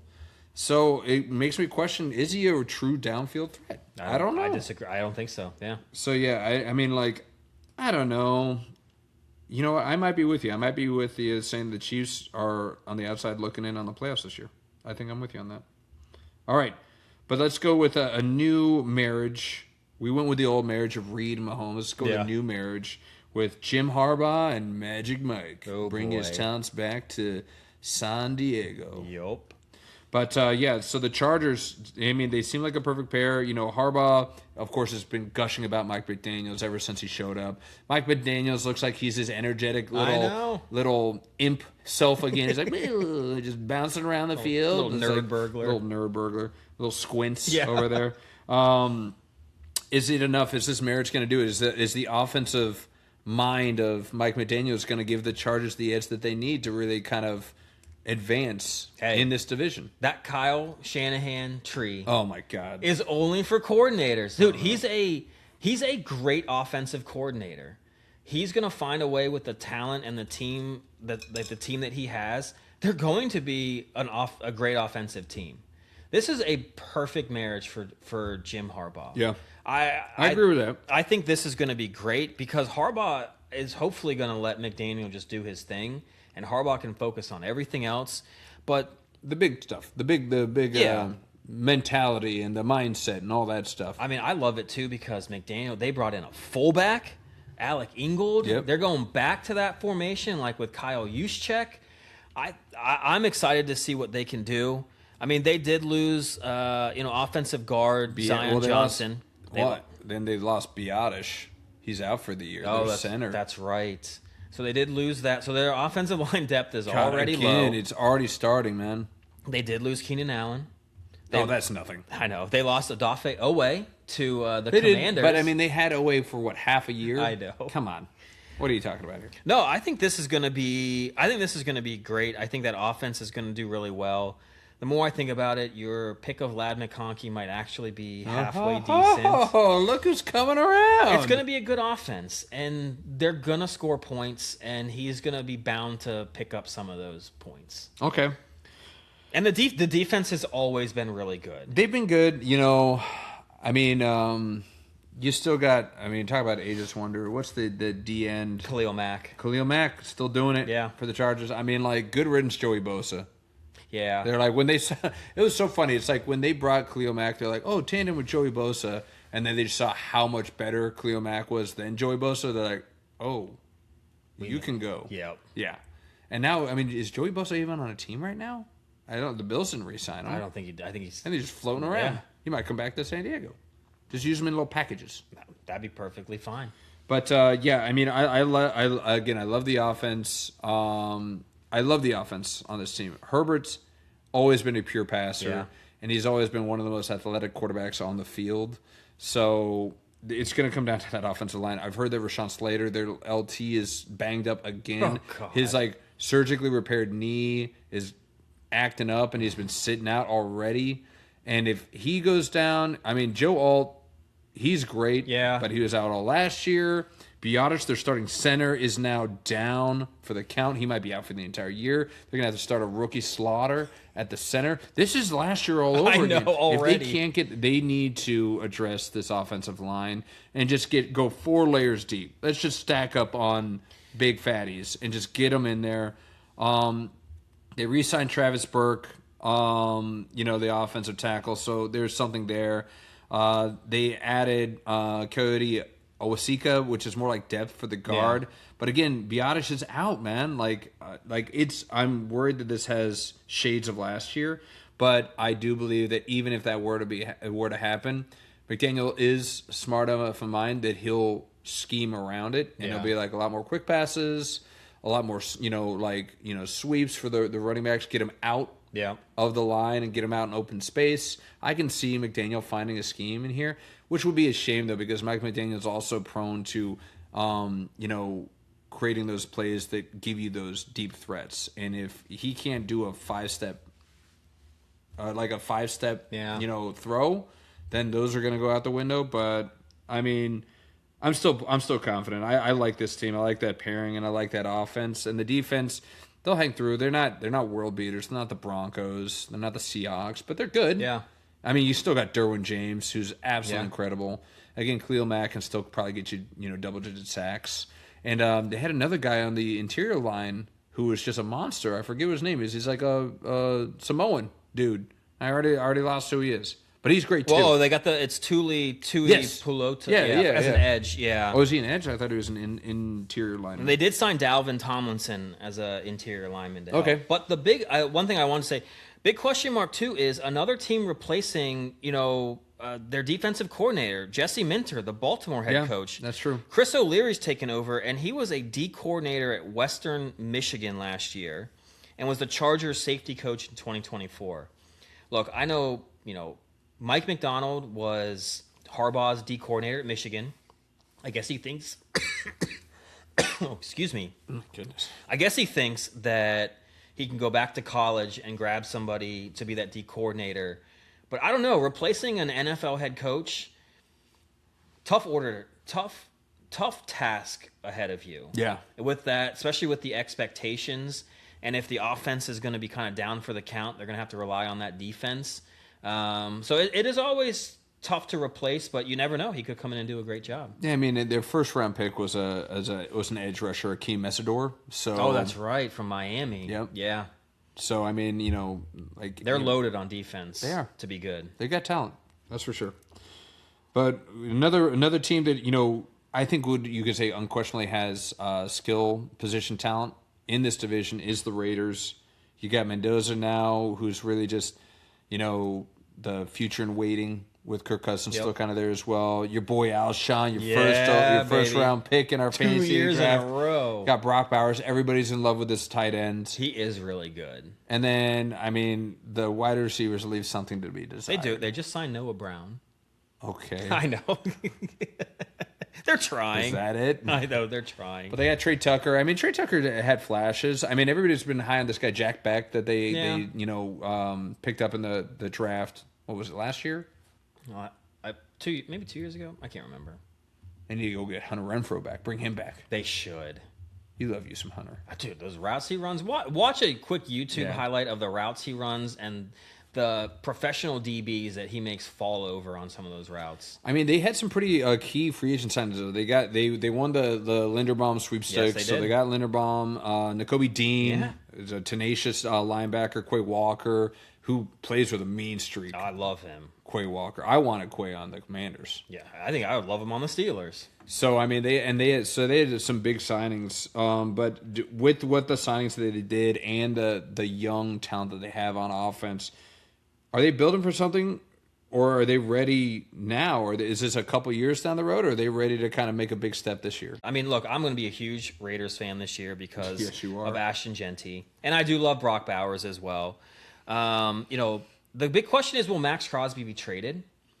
That could still happen. I think right now he's happy with everything, but if they go start 0-4, he might really want out. I mean, he was a Baltimore Raven until he failed that physical. Yeah. So they've already proven they could get rid of him once, and if they start cratering to start the season, it could happen again. I'll say I think I like the Raiders, I'd say, over like the Arizona Cardinals, because the NFC West is a bunch of like young guns as head coaches, whereas this AFC West, it's got a bunch of the old heads in the position. Yeah, Andy Reid. Yeah, you got Harbaugh. I mean, Harbaugh's technically not, but I see what you're saying. And they got, you got Sean Payton. Of course, Sean Payton's and Clint Kubiak, the young guy. Maybe they kind of surprise. Maybe he brings in some new wrinkles that the old guys don't know about. I don't know. Yeah, I know, right? It's like, tight ends can do what? Brought in 3 tight ends? Can you even do that? I mean, I've been hearing a lot in camp that they've been doing a lot of 2 tight end sets. Mitch Meyer, he was a top pick too. I know. But he's just been forgotten. Because there was like, Brock Bowers this, Brock Bowers that. Why do you hate Brock Bowers? I just don't. I don't believe the hype. I mean, like, I haven't seen enough to. I've seen him injured more than I've seen him on the field. I think if Brock Bowers were on like the Denver Broncos or Seattle Seahawks, I think you'd be looking at like Gronkowski catching the ball and scoring touchdowns, or Travis Kelce. Like, maybe. I think he's that talented. He just. You're giving him. You're comping him to some of the greatest in the last decade.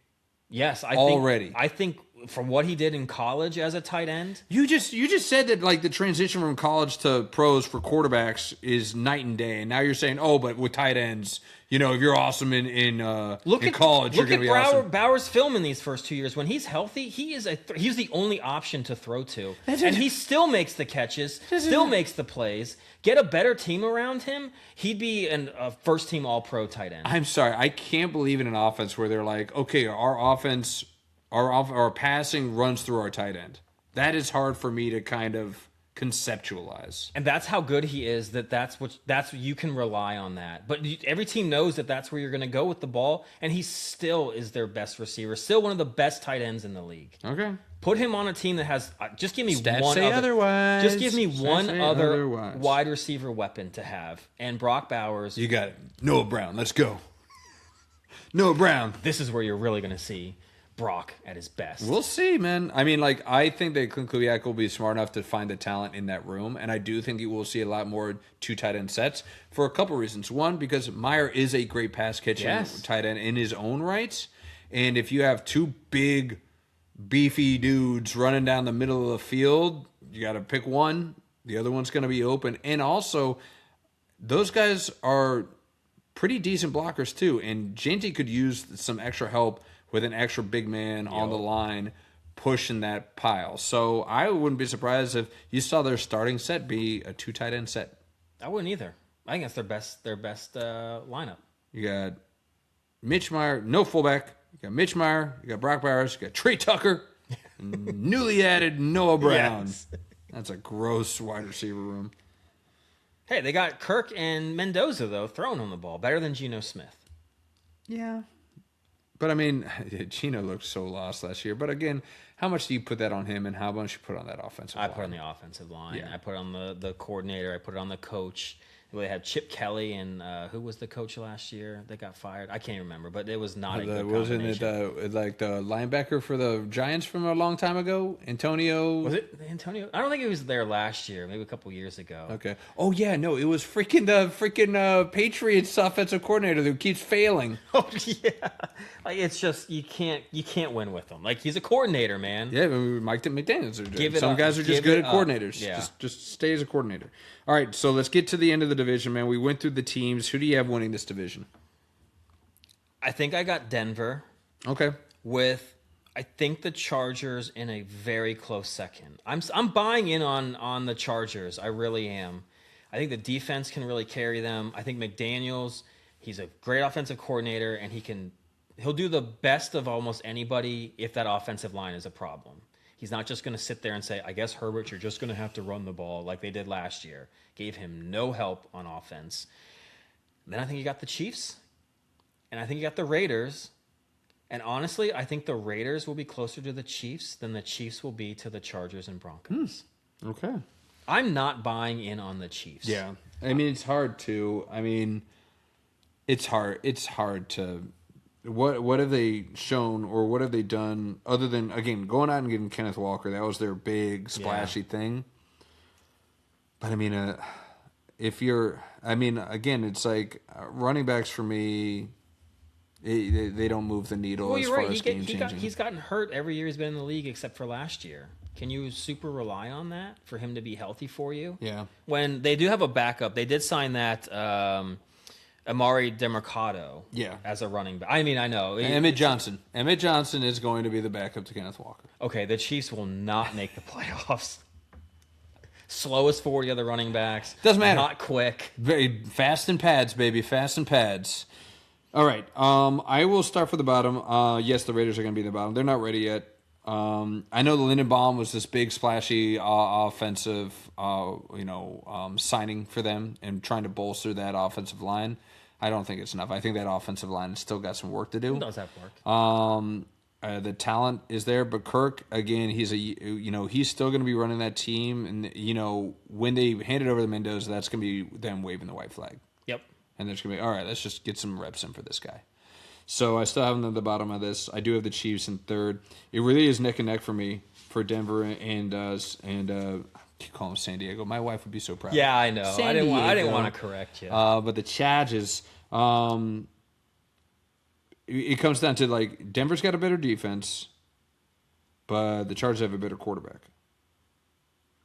And I am going to go. I'm going to say Chargers. I'm going to go Chargers win the division because I do believe in that offense. I do believe Mike McDaniel. Again, he'll just go back to his scheming ways. Yep. His little impish scheming ways. Trying to make out with Wendy Peppercorn. I know. Lad's going to lead the league in receptions. And that defense is going to be a top 10 defense. So if the Denver is the number 1 defense, the Chargers have a number 10 defense. Herbert versus Bo Nix, okay. I think that's not even a comparison. Herbert is leaps and bounds better than him. Yeah. And I don't think there's much of a difference in the skill positions. I would probably argue that the skill positions are better on the Chargers. Marion Hampton greater than J.K. Dobbins or R.J. Harvey. Yeah. Ladd and Waddle I kind of put as a wash. They're both on my fantasy team. So I guess I'd go and they've got a stacked tight end group. They could go 3 deep at tight end. They got a Rhonda Gadsden. That's true. And they got Njoku. That's actually going to be a under the radar huge pickup. I'm glad you brought that up. I did see that the other day, and I was like, really? Yeah. So I mean, like it's going to rely on that offensive line. I think the offensive line can somehow stay together. But I'll take the Chargers in winning this division. I'll see a new division winner in the NFC. Okay. Or the AFC West. But, man, that's our first preview. Next week, do we know? Are we doing north, south, or east? Have you decided yet? Let's do the south. Yeah. Okay. South. Yeah, you want to hold off on your Steelers a little bit. We'll do them after that, and then we'll finish with the east. Finish with the east. Yeah. All right. finish with the East, and we can start with the East. We're at just about 2 hours, man. I wanted to throw just one more thing out there because I've been thinking this could happen. I forgot to bring it up with the Rams, big guy, because they drafted Ty Simpson, who looked good in his preseason game. I got this eerie feeling because you got this eerie feeling about like the injuries and them just not being able to be perfect. Got me thinking, what if? Because this reminds me of a situation with a loaded team. Exactly what you're gonna say. Do you really? Yeah. Like when the Dallas Cowboys and Tony Romo went down and Dak Prescott came in? Okay, not exactly. I thought you were going to pull a Patriots Bledsoe. Oh, well, I was going to second that perhaps that could happen. But I was thinking more like, because when Romo went down and Dak came in, everyone for like 3 weeks said there is no way that Dak is going to be the quarterback when Romo is healthy. Yeah.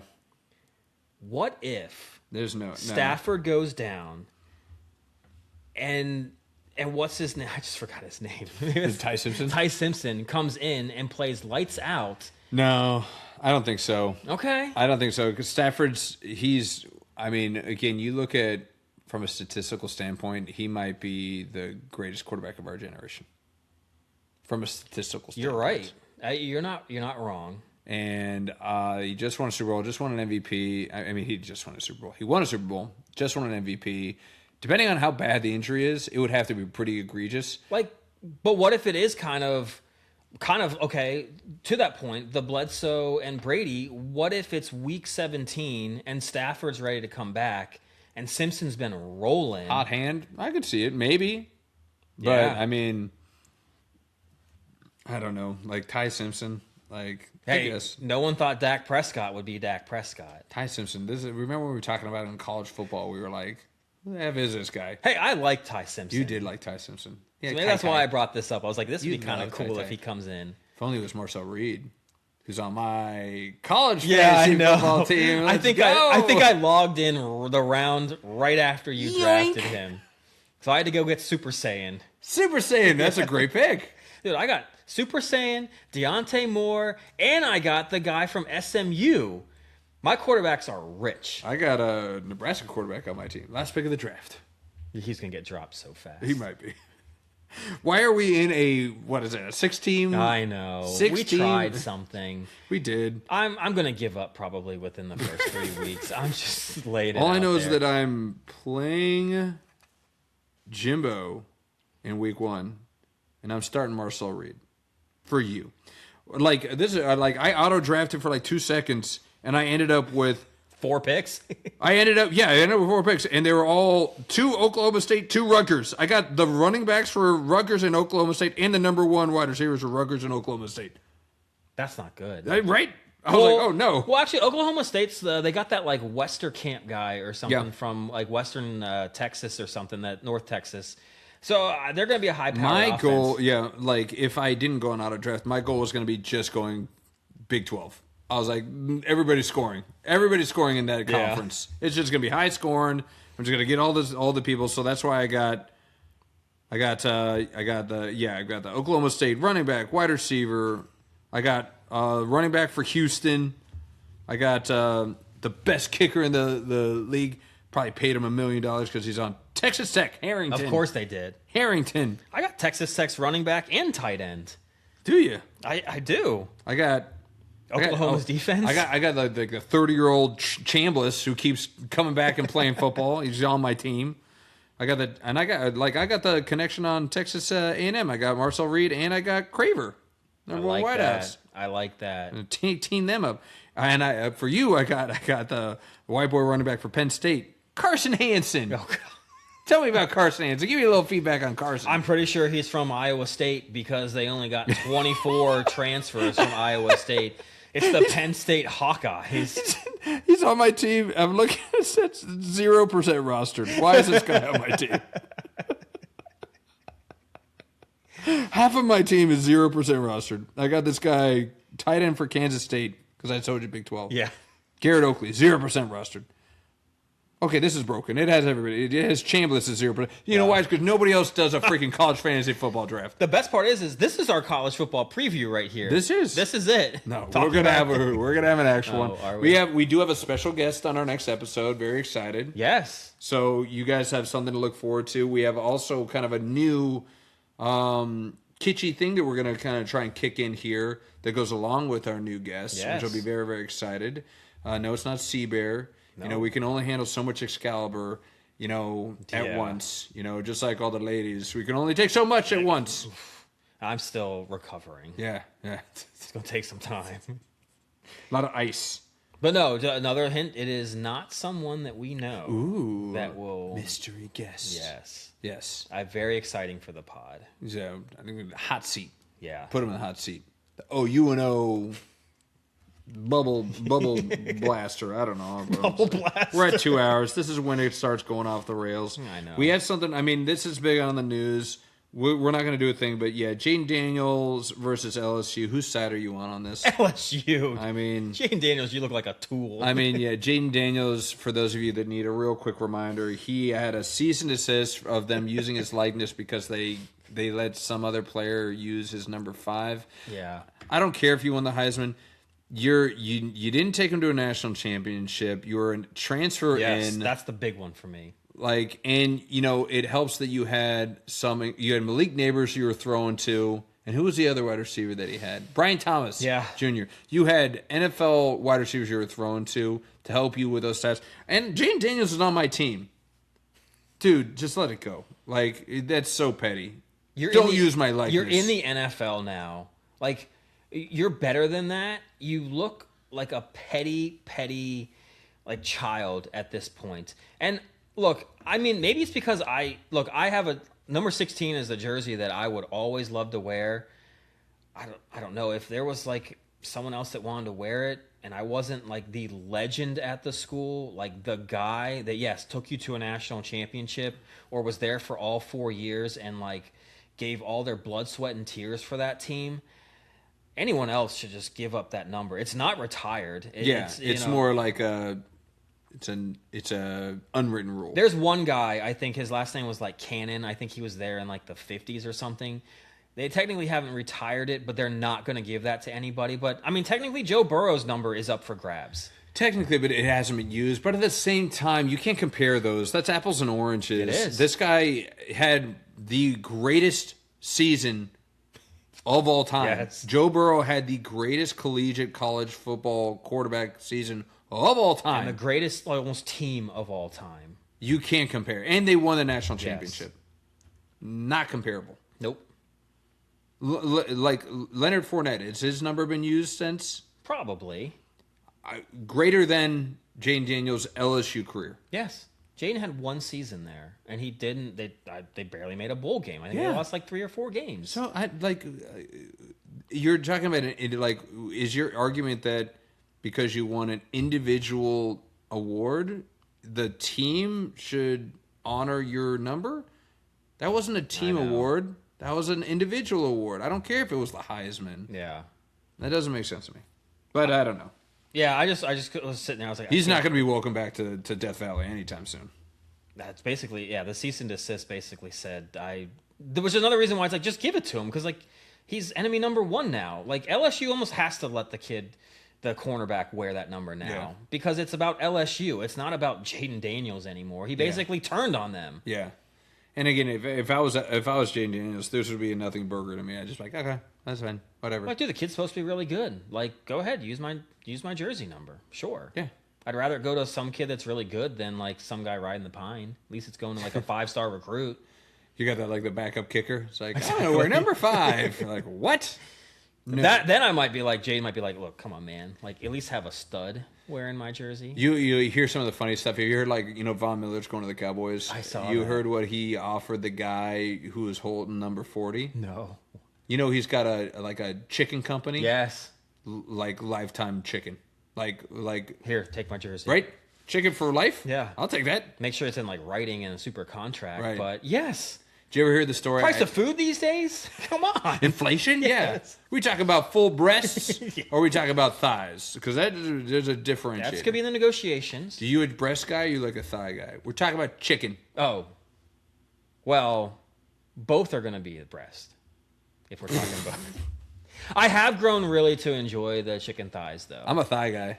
They're easier to grill. You can just let them on there forever. Yeah. And they don't go I bad. just throw them in the oven. I was like, throw them in the oven 45 minutes. Yeah. They're fucking they're effing juicy. You're just gonna get explicit now because I dropped one thing.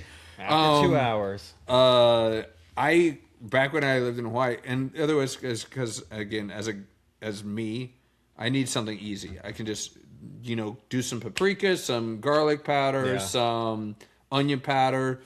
A little seasoning, throw it in the oven. Super easy meal. Only thing I learned is that you know me, and it's like if I go out and I come back and I'm hungry, like I have a tendency of leaving food out. Yes, you do. I have a tendency of doing this. So there's one time in Hawaii, me and Jimbo were going hard.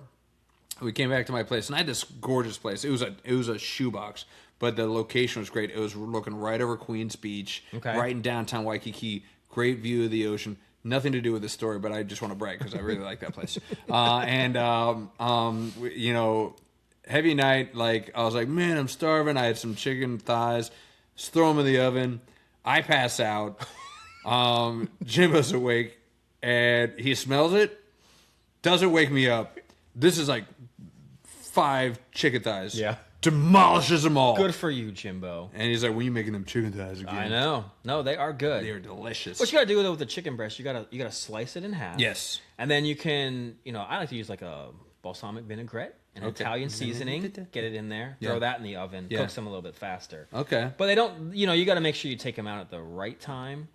But you don't overcook them, get a little tough. Yeah. And the chicken thighs do have a little bit of fat on them. Yes, they do.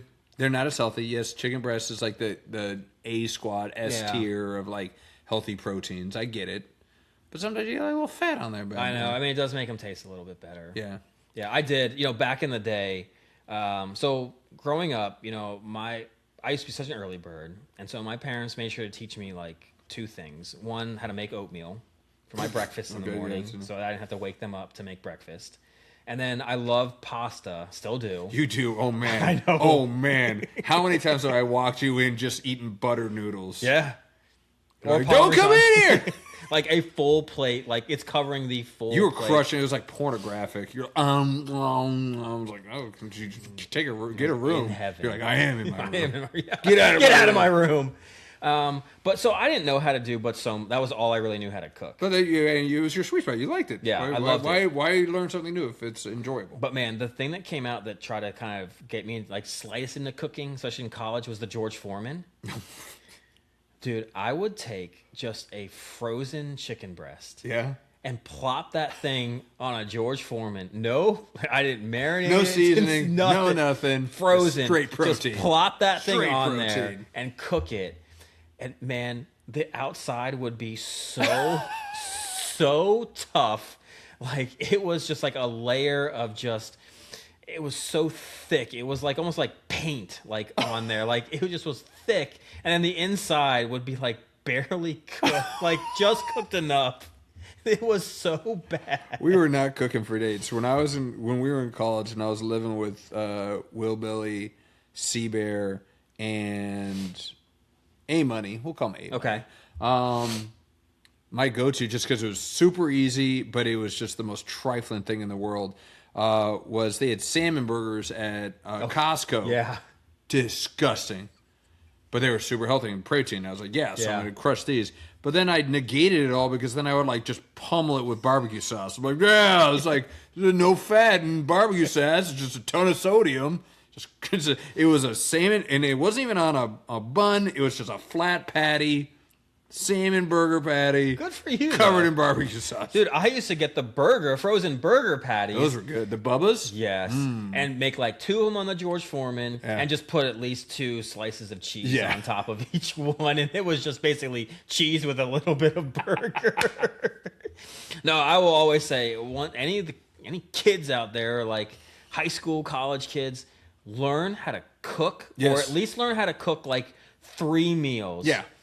Have a staple. Yeah. Cookbook that you go to. A girl, especially that age, you will have such an easy in. It's such a unique, different date than just going to the movies or going to a party together. Yeah. Like cooking for a girl. Yeah. You got to put the effort in. Yeah. Don't just focus on the Riz. Don't rely on the Riz.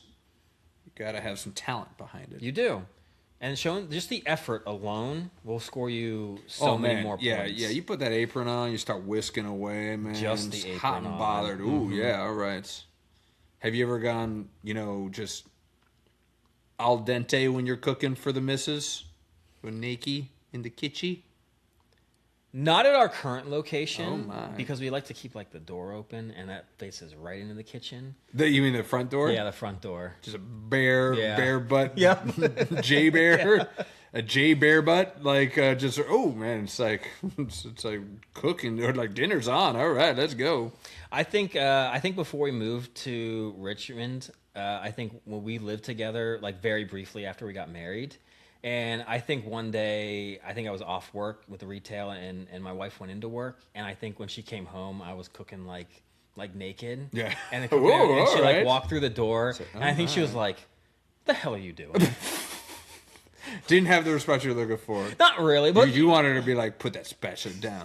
Use it to spaghetti."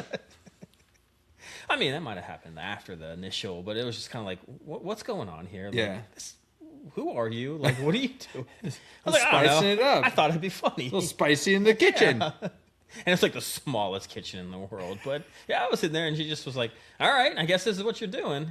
You're like trying to squeeze by. You're like, dong, like knocks the pan off. Like, yeah, dude. It is a weird feeling I'll give you when we're talking about the restaurant. Yes. This is our second nude cooking segment of this session. Some of our episodes kind of have a theme. Yeah. We don't actually plan for it. Nope, we just kind of get there. Kind of stumble into it. But I did feel weird, even though when I had the apron covering my front. I mean, you literally do feel like you are naked, though. Yeah. And exposed. Yes, exposed is the key word, yes. So there is that feeling where even though you feel like you got the cover and if something were to spill, but you're like, now it's just one layer between like that food, a thin layer of gabardine. He gave you the Seinfeld reference. There you go. I was hoping you would. Oh man, well we'll get back to some more naked cooking. We've got. I'm sure our guests will love this topic. We'll see if we can bring it up. Yeah. So you ever naked cook for you? But we'll have a special guest. We're not going to give you any hints. Just kind of tune in and kind of see it.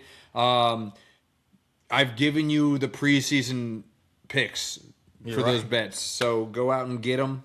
Don't worry, boys. I will put in the WhatsApp, and I will try and entice you a little bit more. I know you will. Get those D-Gen juices up flowing. But more to come. We'll have 2 new previews for the NFL. We'll have a nice little college talk because next week, man, it's week 0. College football is here, man. I'm excited to get to actual action on the field. I wanted to. We got to do like our predictions for our. National champion. We have to. Yeah. Before the season starts, got to pick our favorites. I love that we can have a chance at picking the Heisman Trophy winner this year. We could. You going hear Marcel about that? Reed? He just causing some mischief. Yeah, you hear naked cooking. He's like, I'm naked right now. What are we eating? But did you hear that about the Heisman? No, what? So as part of now the voting, they're going to include a fan vote. I hate it. That's the worst. Fans are idiots. I know. Fans are so stupid, and it's just going to be the largest fan base. Like, yes. I mean, remember when the Kansas City Royals had like 7 starters because... That was deserved. No, not all 7. That was deserved. No, oh my God. They were not all deserved. Ego was. No. He can't hit. He can't hit. No offense to the guy. He can't really hit. Offense taken. Yeah, I know. I can feel but it. No, that makes you look like such a trifling organization that you're like, for the Heisman? Yes, like, I know. Sure, like if they had an all-star, sure, the fans can vote for all-stars, but not the Heisman. Like, somebody just watched like a quarter of a game, but because they're on the alma mater, I don't know how big this guy. Yeah, whatever school that is, they're just going to have this huge hype that they're just going to try to get their player to get as many votes as possible to try to win the damn thing. Yeah, I hate it. And I'm trying to get off the hate train. I'm sorry. You got me back I'm on. sorry. So thank you so much. I've said I've hated 2 things. What else did I say I hated on this episode? Was it? Oh, well, you hate's a strong word. You don't like running backs. You don't buy into running backs. Yeah, I don't know. We'll listen back. We'll find out what I hate. You know what I love, though? I love that you owe somebody an apology. You owe someone an apology. Are you giving it? I can give them an apology. Go ahead. Look, I'm not, and nor will I ever be anywhere nearly as famous or out there as like Skip Bayless. Okay.